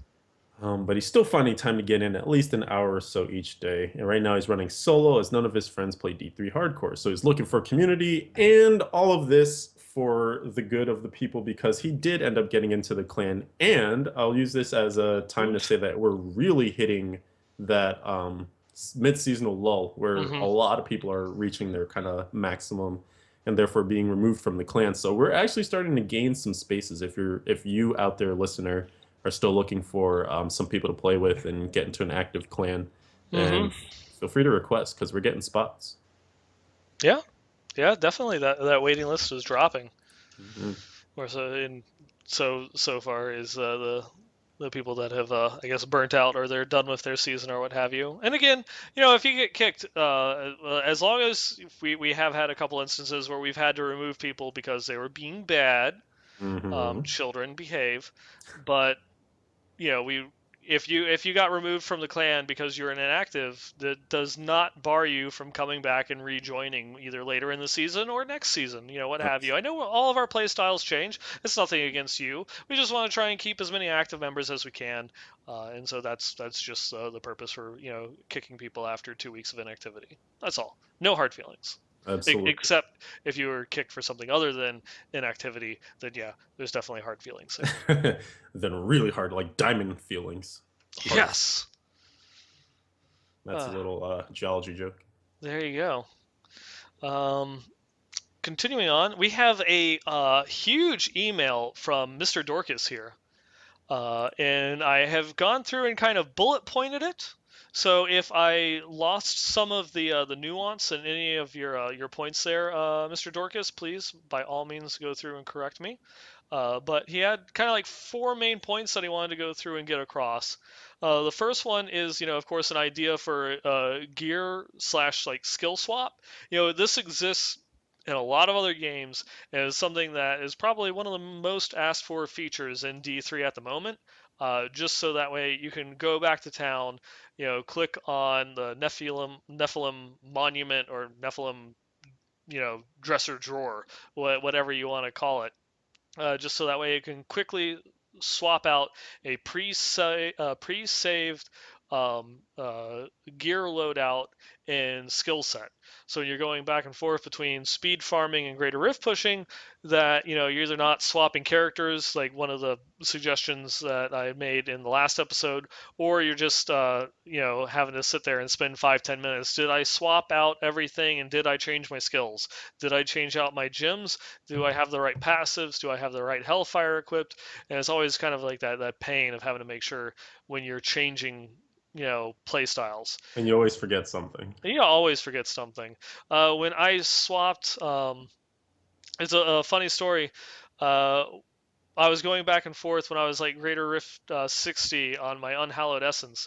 I was going from farming Greater Rift keys back into Greater Rifts, and I did it with a gold wrap and a Bane of the Hoarder. And I did, someone said that in chat like probably an hour before you did it. Like there's it happens so often now. yeah, and it was just one of those ones where it's like I have to go through. I also, even make it even worse. I had an Avers band equipped in the cubes. I didn't even have my Unity. Oh, there it is. Yeah, so it was Living one on of the those wild ones just side. kind of like going and taking it slow, taking it slow. I only procced twice, and I still managed to go through and complete the rift. So it wasn't terrible, but yeah, that was stressful. Definitely You're stressful. you're better than me. I would have just left straight I up. I was just like, let's give it a shot. I'd already been drinking a little bit that night, and so I was feeling a little bit brave. I was like, well, whatever. I can, I can, blame it on the Moscow mules if this doesn't work out well. Nice. Yep. Um, and it's just something, anything that can be done to go and like implement that feature. It'd be great. And I believe there's a very large contingent in the community that agrees with you on that one. Next one, 100%. he had kind of an idea about trying to fix Paragon to try and help address like botting. In that, like after your first, his suggestion is after your first 50 points spent into your main stat, that the benefits begin to drop off. Whether it is kind of like, then it goes down to 4, and then after a certain level it goes down to 3, and then 2, and then 1. But just something to try and curb the um, just the overwhelming advantage that botters get for their obscene Paragon levels is something, or maybe it will kind of put people more interested in putting it into like vitality, or if you put a certain number of points into vitality, it increases your cap for your points that you can spend on main stat and what have you. But just, if there's something, anything, just kind of spitballing ideas to address that kind of Paragon issue, which the devs seem happy with how it is at the moment. I'm not sure if we're ever going to see any changes on that short of an expansion or Diablo 4. Yeah, kind of feeling that. I don't know if I'm happy about it, but yeah, it kind of seems that that's the way it is right now. Yeah, it definitely is the way that the system's designed without a complete overhaul or rework. It's kind of a difficult issue to address. Hmm. Um, then coming on, another much heated topic within the community, PvP. And he had some thoughts to maybe try and make PvP work, was having like since everything is just like a one-shot kill now, how about you have a PvP mode where it's just first hit, first person to like land a hit would go through and get the kill. That'd be interesting if you had like the light system from D2 where you could only see so much around you and you're kind of like going through a maze and you might have to like might get like a blip from where like the other person is when they use the skill, and so you're trying to like little cat and mouse game of who can tag who first. Yeah, it Um, almost turns it into a MOBA because that's so much of the mechanics there is attacking out of the fog of war, you know? Yeah, and then also just like you have another idea is maybe just like going and further ramping up the damage reduction and having some sort of like timed team brawl that just measures kill points, so deathmatch, which is what they've actually had at previous BlizzCons, and this is something that they've addressed directly. Is that the way that the power creep goes? They're constantly always going to be having to go and readdress what the damage reduction is. You can even see in Diablo 2 they went back and they readdressed the damage reduction for characters again and again and again every couple of patches to further reduce it because their damage got so high. Hmm. And so it'd be one of those ones where it's like they could go and do like 99% damage reduction, and then like another patch later, oh, we've got to make it 99.9 and then 99.999, and just all these nines are making me 99. excited. Um, I don't know why. It's strange. I have some sort of obsession with this number, but yeah, it's definitely some ideas. I don't know if PvP is ever really going to work its way into D3. The devs' response is always, "Oh, it's a conversation that we're having, but we're not anything concrete or we're moving forward with." So I don't know. Besides brawling, we might really not get that much with it. And so again, that's probably one that's slated for expansion 2 or D4 before we might see any implementation of any type of PvP. Because I really don't know. I would like to see, as much as I would love to see PvP, I would like them to do some sort of group head-on, like competitive, like rift racing of Yeah. some sort. I would love to see something added into that more so than I like to see some kind of somewhat gimmicky like PvP system. Even some Something. of the. Sorry, go ahead. I didn't mean to cut you off. No, go ahead. Even some of the community-based things that you see, I remember back in the day, Moldrin was one of the people who used to do this a lot. Legendary like item contests and stuff, where people would farm, and there'd be like a shared spreadsheet, and people would just say like, "Oh, I found like 3 legendaries," so they would update the spreadsheet, and there was a certain amount of time, like an hour, 2 hours, 3 hours, 4 hours, where it was just like whoever found the most within that time period, just won the competition. I would love to just see the idea of like races. Obviously, that one's pretty RNG, but hey, at the same time, if you get really efficient builds, and it could be something that's potentially locked to solo, so that gives that more meaning or whatever. Hmm. Um, just more things that are competitive, but not necessarily just like GRs and not necessarily PvP. Yeah. And then his final thoughts was just a new idea for a Kanai's Cube recipe of actually adding legendary gem slots into Kanai's Cube. So you'd get 4 new legendary gem slots in the cube, weapon, 2 rings, and your amulet. But the way that it would work is you actually have to level up a gem and then sacrifice it into the cube, and then that gem becomes equipped in the cube at whatever rank you left it at, and can't be modified without putting in another gem of a higher rank into it. And then if you were to say want to try and replace a gem, then it would also remove that or destroy it, and you'd have to farm another gem if you wanted to put it back on. So just kind of like a way of going in, like giving you a baseline buff. Now, this would Mm. be obviously like a huge, huge power creep, just all of a sudden being able to equip, 4 additional legendary gems um, into it to get like the various effects and bonuses and such. I do kind of like the idea. Maybe not 4, but maybe 1, having something where we can actually like equip a legendary gem into Kanai's cube, uh, just as like as the next level of power creep Mm. for the Almost next. like an augment for your cube in a way.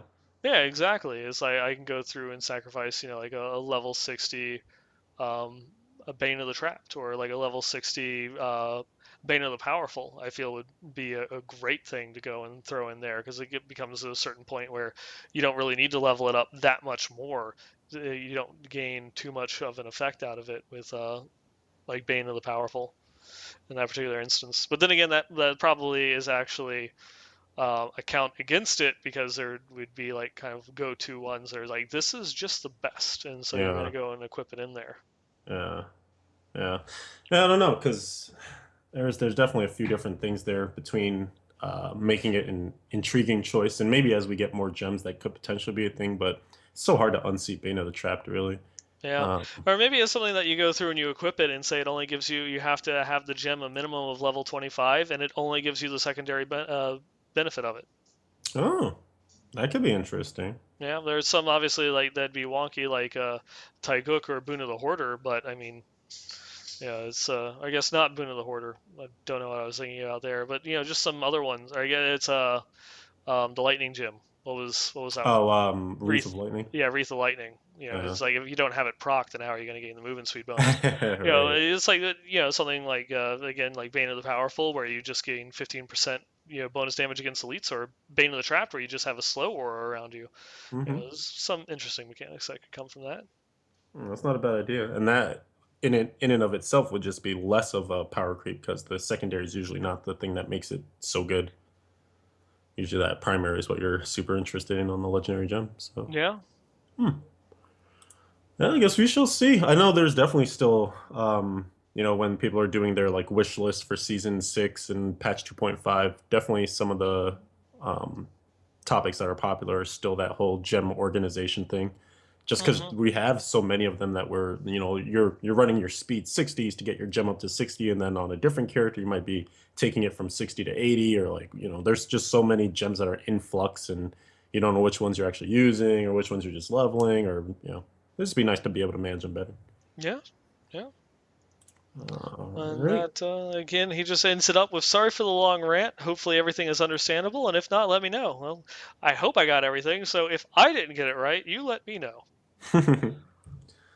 Well done. Well, definitely, but thank you for putting all the time, because I mean, it's like the bullet points notes really did not do that justice. That was definitely a small essay. Hmm. Love it. Lala would be proud. Definitely in competition with her writing length. All right, so we actually have a much shorter one here coming in from Mia.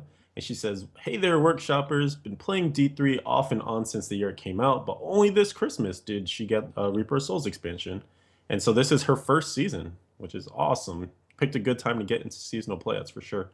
Having a lot of fun, but one thing is stuck for her on her climb through the seasonal journey, mastering a set dungeon. She doesn't hate them like a lot of people do, she says. It's just finding them more challenging than everything else that's on that champion level tier.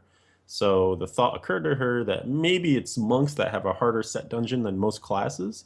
For the good of her, for the people that want that sweet, sweet stash tab, please tell us which set dungeons out of all the ones you've personally tried or watched someone do did you find the easiest to master? Many thanks. Your show is great.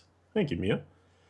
Um, Personally, I guess was kind of touching on this, but some of the ones that I think are the most successful are also potentially the easiest too.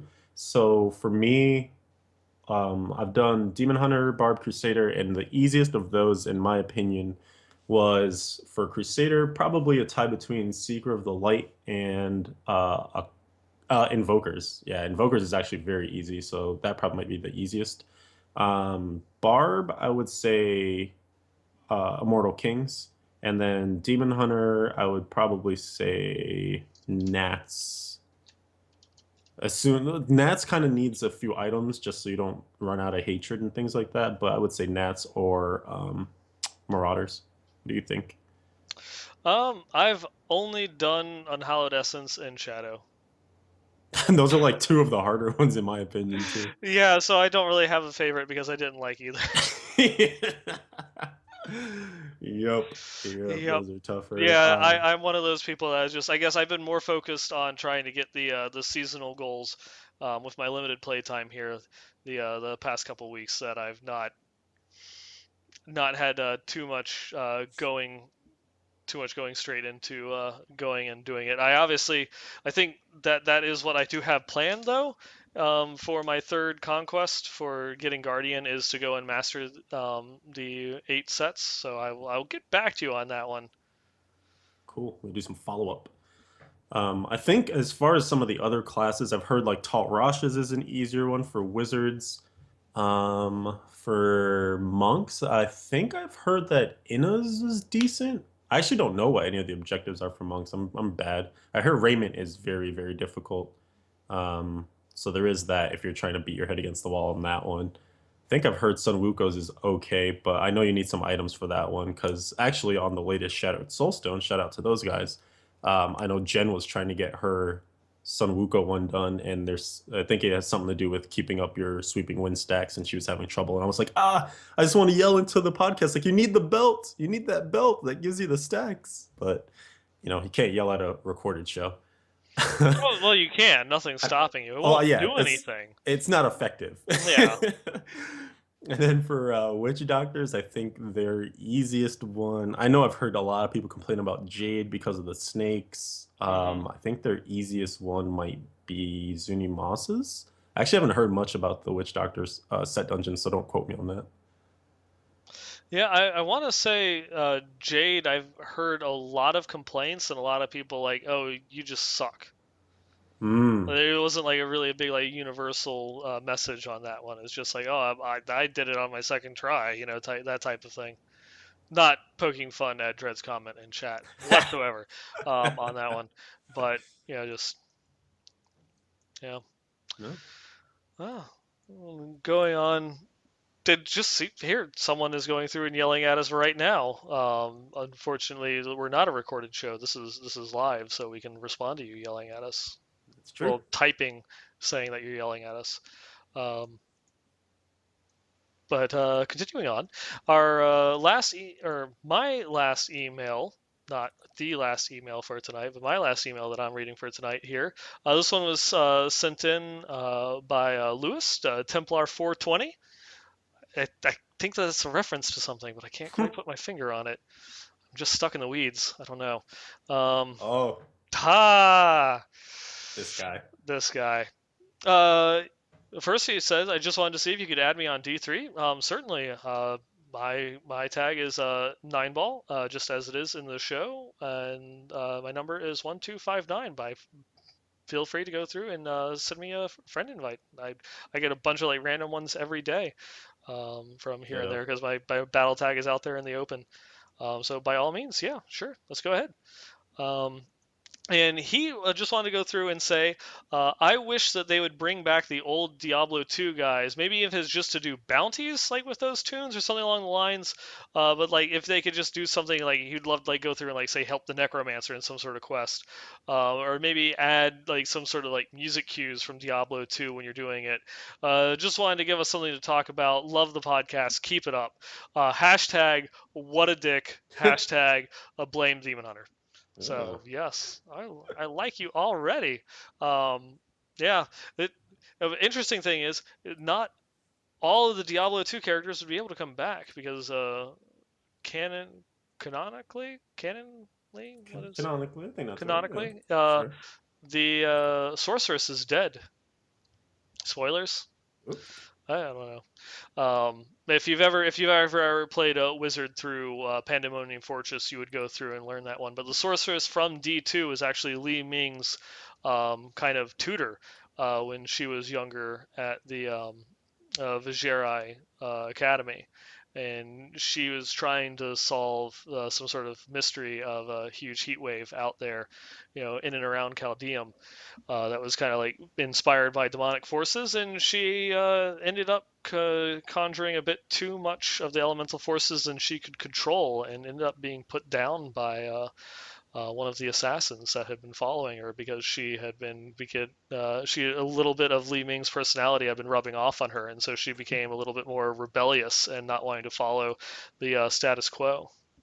It's like when in Buffy the Vampire Slayer, Willow went way too far with her powers. Yes, almost quite like that.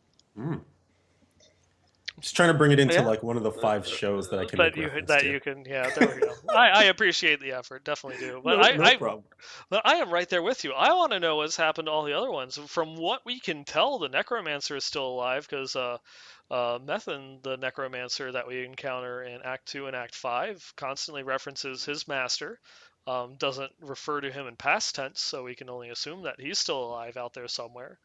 And as far as the others, we're not quite sure what happened to any of the other heroes from D2, and would love to follow up and hear about their stories for certain. I mean, honestly, with the idea of story being told through adventure mode, if they add like another zone, who's to say they don't add some kind of quest? Like, how all the followers have their quests and stuff, and Uh-huh. they introduce some NPCs there. Like, could be cool if, some quest takes you off to a new zone in Act 2, and then you meet up with the assassin somehow, or I don't know if that would canonically link up or make sense, but it'd be interesting to explore those that way.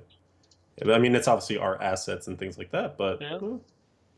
And Anukshuk 58 was asking in chat if it was Natalia is the one that killed. I'm trying to remember her name. Ilsandra, I think, was the name of the sorceress. And I want to say no because the events of that took place is shortly before Diablo 3. So this is like 20 years after the events of Diablo 2. And by then, from what we learned from the Natalia set in D3, by that point in time, Natalia had left the Assassin's Clan to join the Demon Hunters. So I can with like 99% certainty, or let's just say one more 99.9% certainty. This just makes me feel better that it was not Natalia that killed the sorceress. Hmm. I actually didn't know that. I should read more flavor text. But there you go. And he will still continue to blame Natalia for her death.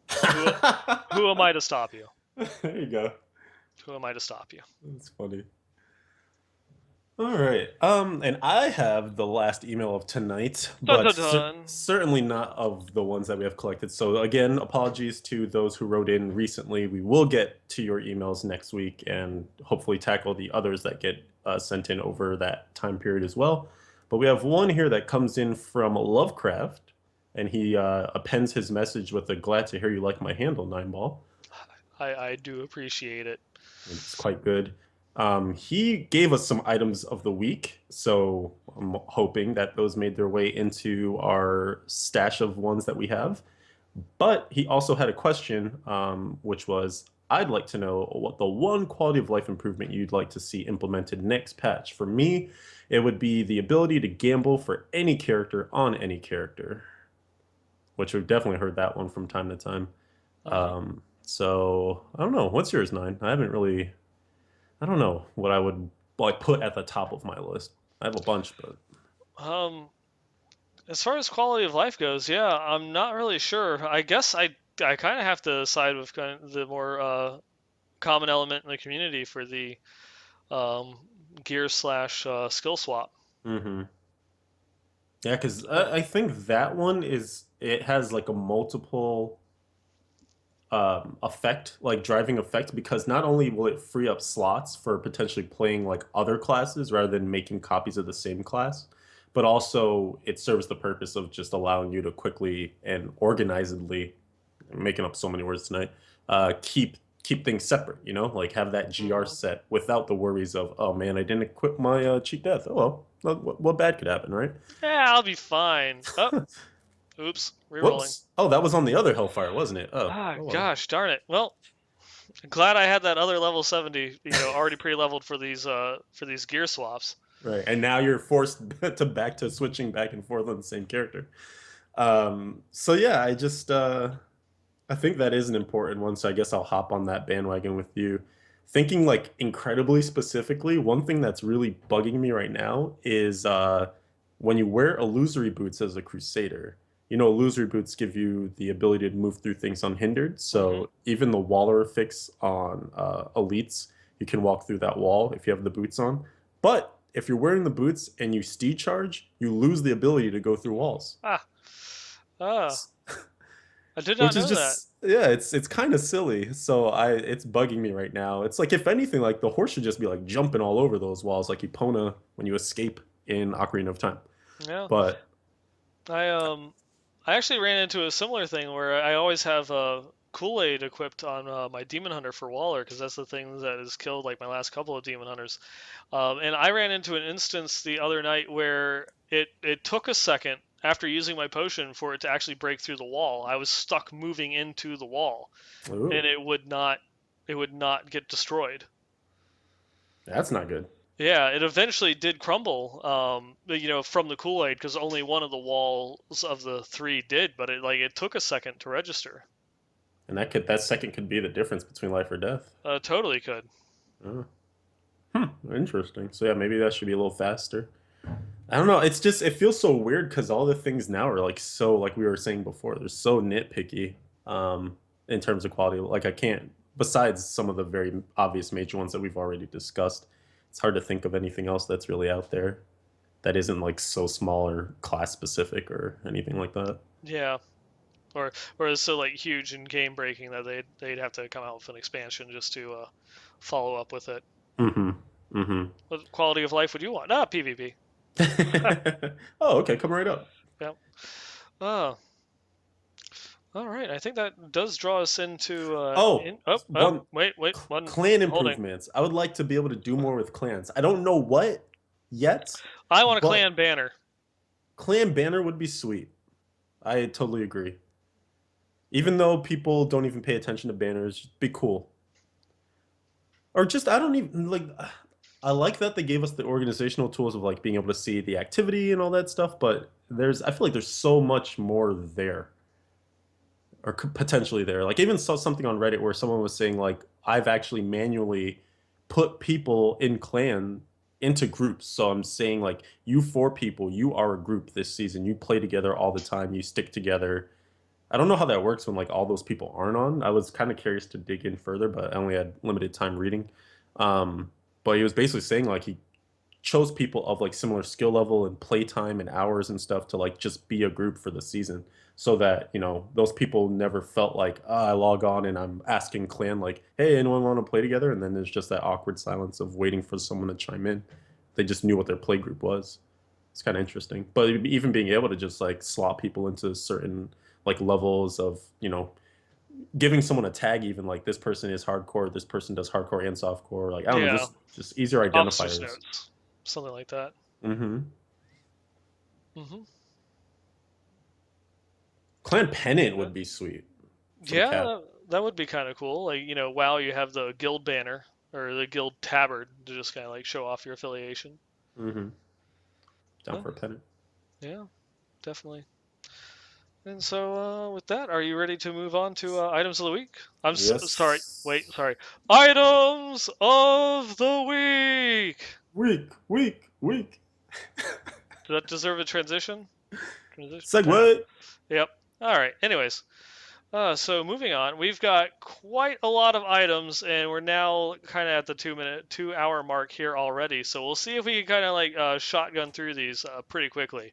So sorry if we miss any tiny questions that were hidden in with any of these. But It was not on purpose. If you catch any of the items that did, or remember any of the ones that specifically had a question that I didn't also catch, then please feel free to remind me. You got it. The first couple here are actually sent in via Twitter.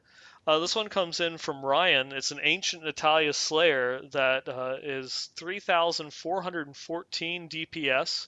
He's re-rolled the base damage on the weapon in order to get it up here because it already came with 10% um, bonus damage. Got rolled with 835 dexterity, 995 vitality, increases rain of vengeance damage by 23%. Then the secondary property of 2.1% chance to freeze on hit, and a Ronald McDonald's for a socket. Very, very beautiful high damage nats right there. Nice. Next item, this one comes in from longtime friend of the show, Asmodeus. This is from our back all the way back from like our Ink Gamers days. Mm-hmm. That sent in this beautiful Hellfire amulet. He actually, this won't be the first of the Hellfire amulets that you'll see, but I think this one might be one of the better ones. This is a Demon Hunter. This is a Demon Hunter one because it came with the awareness passive, but increases fire damage. Skill fire increases the damage of fire skills by 20%. Rolled naturally with increases critical hit damage by 99%. Re-rolled for critical hit chance increased by 9.5. And the secondary property of reduces the duration of control impairing effects by 34%. And of course, a socket on there and equipped with a level 60 Taiguk. And the passive. Oh, I said that at the beginning. Oh, you did. Sorry. Yep. I'm paying attention totally, I promise. I know. I can see. You are being very aware Uh in your passive listening. oh my goodness, he's so good. Got it! That was bad. I'll fully admit it. I'm sorry. when If you want to stop listening to the show now, I will not hold anything against you. when this came in, I was so jealous. This is like the perfect multi-shot Hellfire. But the one thing that we were talking about was too bad it's not ancient because you can't augment it. Yeah, that is the one thing that now for like these that you get like the perfect stats that where normally ancient wouldn't matter. It does now have some sort of benefit to it for it to be ancient because of being able to augment it. That's right. Yep. Speaking of ancient, our next item that comes in here is an ancient Mars kaleidoscope. This one rolled with 997 strength, critical hit damage increased by 91%, increases critical hit chance by 8.5, plus 200 lightning resistances, and of course it prevents all poison damage and heals yourself for a perfect 15% of the amount prevented, and has been re-rolled to gain a socket. Pretty tasty. I mean, once you get to the point of, fishing for GRs, you want to get those poison bosses since there are the majority of them. So, Mm-hmm. not too shabby at all. Not at all. This next Sublime Conviction comes in from Zeth. And this one is an Ancient Shield.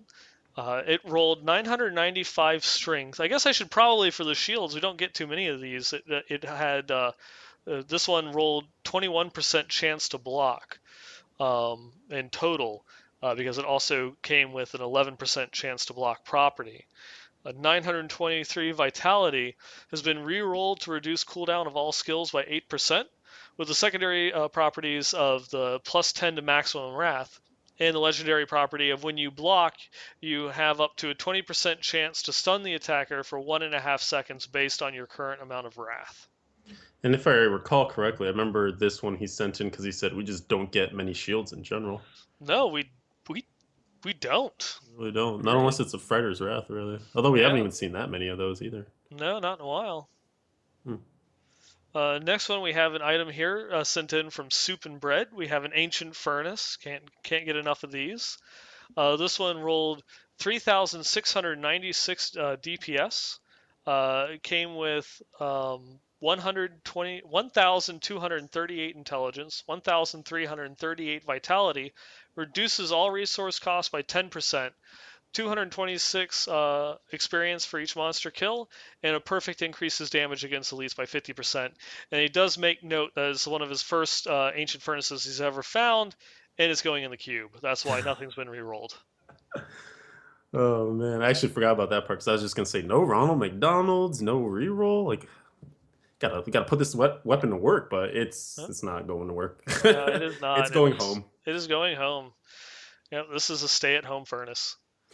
Um, the next one here is an Ancient Yang's recurve. This one is sent in by Solmir. Solmir, I believe, actually sent in a couple of items, but due to time restraints, this was actually started very, very long ago. We only show, even if you send in multiples, we'll only show one item. We'll kind of like pick the best, and since this is all Demon Hunter, I just picked it because I just picked it.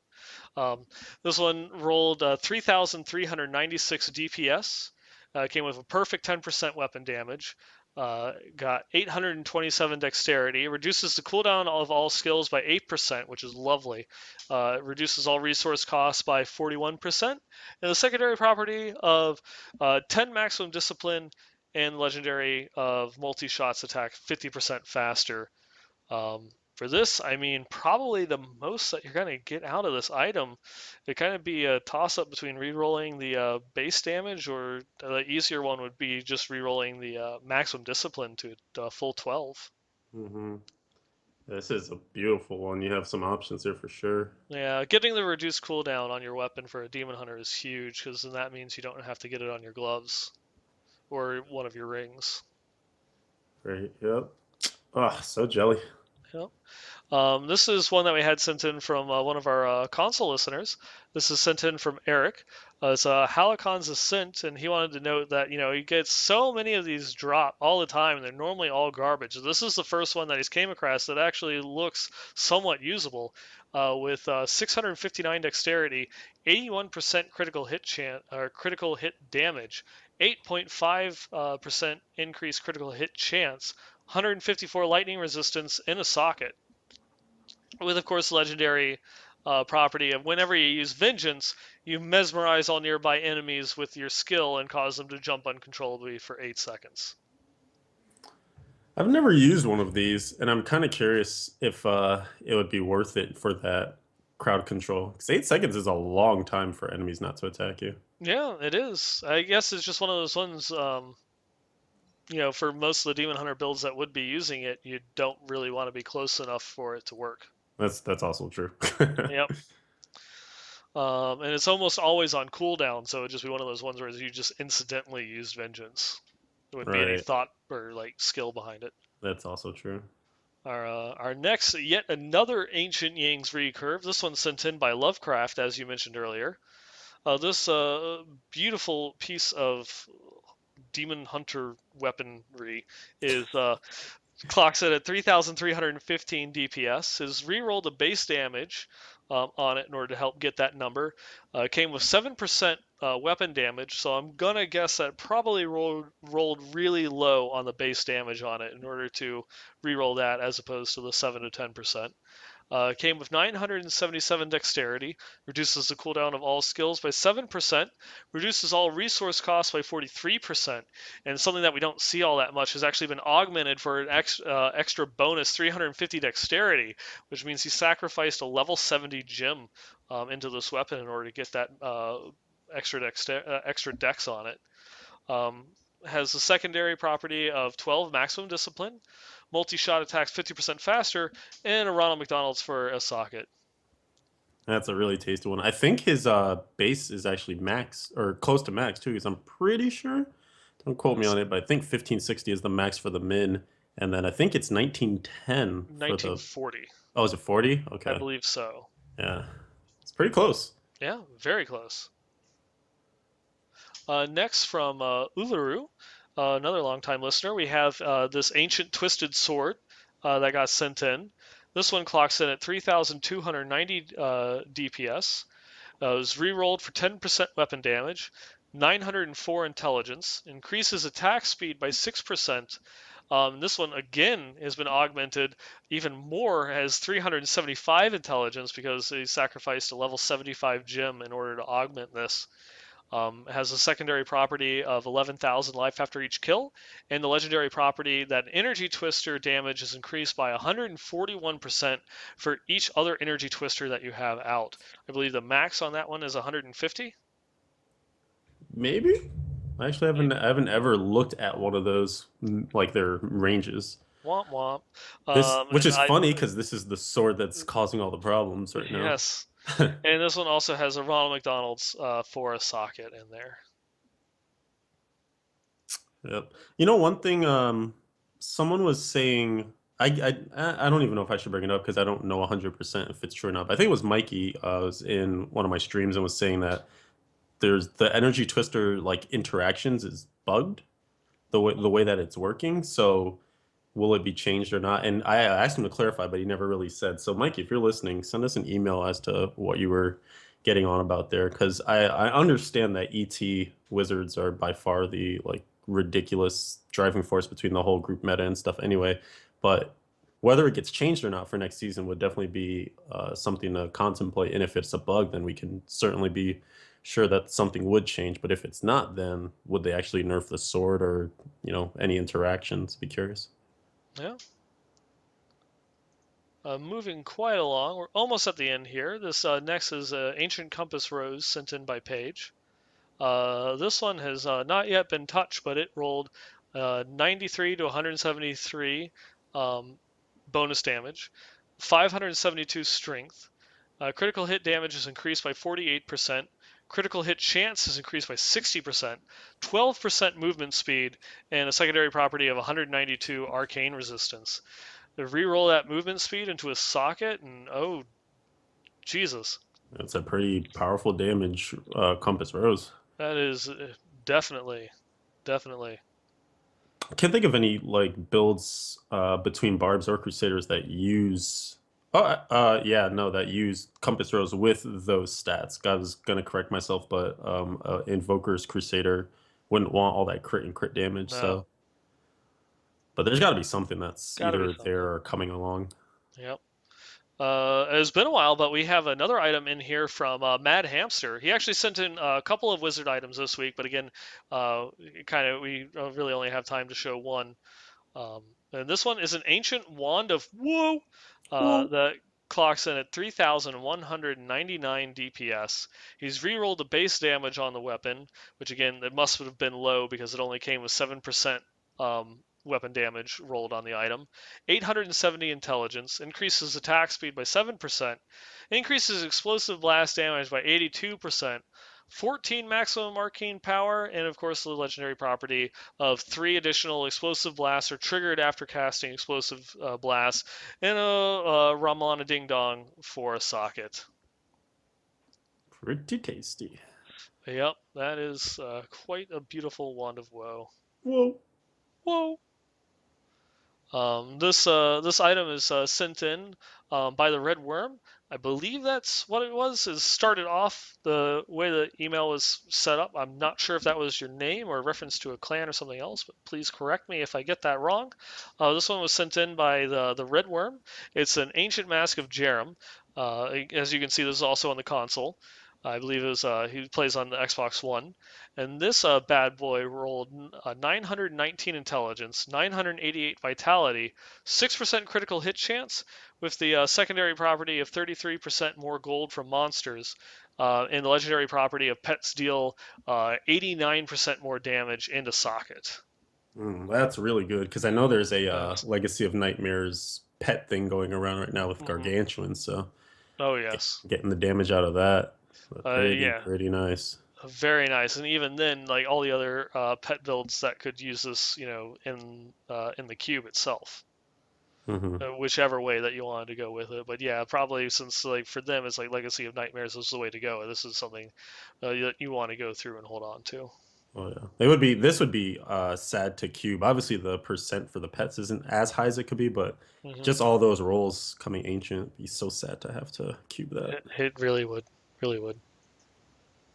This is next Ina's Reach that was sent in by Pixel Pojkin. Hope I got that one right. A little bit of a story that goes through and behind this one as the image itself begins to settle in for chat and for anybody watching on YouTube. The story behind this that when he found it was going through and checking the stats, and from what he could find on one of those websites that goes and kind of like aggregates all the information, kind of says what is best. That this at the moment, or when he found it, was like the best Ina's Reach in the world In as the far as world. stats on it go. And so this just thing of beauty rolled with 4,732 DPS. He's re-rolled the base damage on it because it did come with a perfect 10% weapon damage. Rolled 1,330 dexterity, increases attack speed by 7%, Mystic Ally damage increased by 108%, has augmented it for 295 extra dexterity by sacrificing a level 59 gem, a secondary bonus of 1.5% chance to freeze on hit, and a Ronald McDonald's for a socket. Yeah, and I'm pretty sure that the top, or some of the top monk builds, because monks also have some nice diversity in their builds as well too. There's like an Inna's Pet build, so this is slotting, I believe, right into that. So, Mm-hmm. so lucky. Absolutely disgusting, Mm. and in a good way. And our final item of the week comes in from none other than our very own DJ Dreadscythe. That we have this Hellfire Amulet that went through, and for his Demon Hunter that he has been so loving, that this ancient legendary amulet has rolled with fire skill increased by 17%, critical hit damage increased by 91%, has re-rolled for a perfect, increases critical hit chance by 10%, and the secondary properties of plus 203 arcane resistance and Thrill of the Hunt passive, which is huge, especially for like Unhallowed Essence. Um, when you're going through and using that, that's one of Hmm. the top ones to go to in a socket. And what's funny is this one's ancient, so it's almost, begs the question, which is better, Osmodeus's or this one, but I actually think this takes the cake. Yeah, especially if you can easily go through and throw on an extra 350. Yeah, with the way that Dreadsluck has been going this season, good probably is getting up there close to being able to sacrifice like a level 80 gem into this bad boy in order to augment it even further. Hmm. Very nice. Very nice indeed, and that does bring us to an end for our items of the week in our community feedback sections. So if you would like to get your item or your questions or your comments featured on the show, by all means, please go through, send us an email, westmarchworkshop@blizzpro.com. Um, and uh, again, just wanted to one more time go and throw that out there. You have one more week. Please send us in email letting us know how you're doing in your seasonal journey. Whether you've completed your goals, you're still getting there. Have you given up? Have you reset your goals in order to climb higher? Or are you setting them a little bit lower? What? Just tell us your story. Let us know. Again, that's the Westmarch Workshop at blizzpro.com. And while you're going there, and sending us emails and feedback. You can also follow the show. We are on Twitter. You can follow us at the WM Workshop. And for those that want to go through and take part in the live show, we stream every Wednesday night at almost every Wednesday night. It's more like every other Wednesday night now at 6 p.m. Pacific, 9 p.m. Eastern on twitch.tv/BlizzPro. And while you're there, go ahead, click the follow button, and go and check out the other amazing shows and content that we do for other Blizzard games. On Sunday nights, you can watch Well Met, our Hearthstone podcast, which they actually have a developer interview coming up um, for their big episode coming up that actually is airing on this Friday as opposed to Sunday. So it's something that's worth going and checking out. Um, Tuesday nights, we have the Heroes Power Hour where you can go and check out Heroes of the Storm. Wednesday nights is obviously us covering Diablo. And Thursday nights is our new show, The Payload, that's going and talking about Overwatch as we get excited now that that is back in beta and its release is coming up here soon in the spring. And of course, you can find us in game. We are the Blizz Pro clan, like we mentioned earlier. We do have a bit of a waiting list, but please, we love hearing from you and love hearing about you and your story. If you'd like to send us an email, tell us a little bit about yourself. We give precedence to those that do um, let us know who they are and why they're wanting to join. But eventually, we hope to have everybody come and join in. If you don't want to leave your clan, you can always find us. We're the Westmarch Workshop community that you can go through, join and chat with us while staying and playing with your friends. You can also go and hang out and talk with us. We're at discord.blizzpro.com if you want to come and chat with us throughout the week. And then you can also follow us individually. I'm at 9volgamer on Twitter. You can follow Leviathan here at SAStewart111, and I do believe that you stream from time to time. Yes, yes. Trying to figure out a modified schedule for that now that it's mid-season and things are coming slowly but surely. So probably doing like an every other day kind of stream. But yeah, it's over twitch.tv/Leviathan111. Come and hang out. Yeah. And with that, I do believe that this brings us to a close, unless there's anything else that you would like to add on or have any witty, snarky comments or remarks. Uh, Anything? Witty, Oh, snarky remarks. oh, okay. And well, mm, that's the end. We end on that note. Great. I'm sorry I've failed you for the last time. Too soon, Executus. Too soon.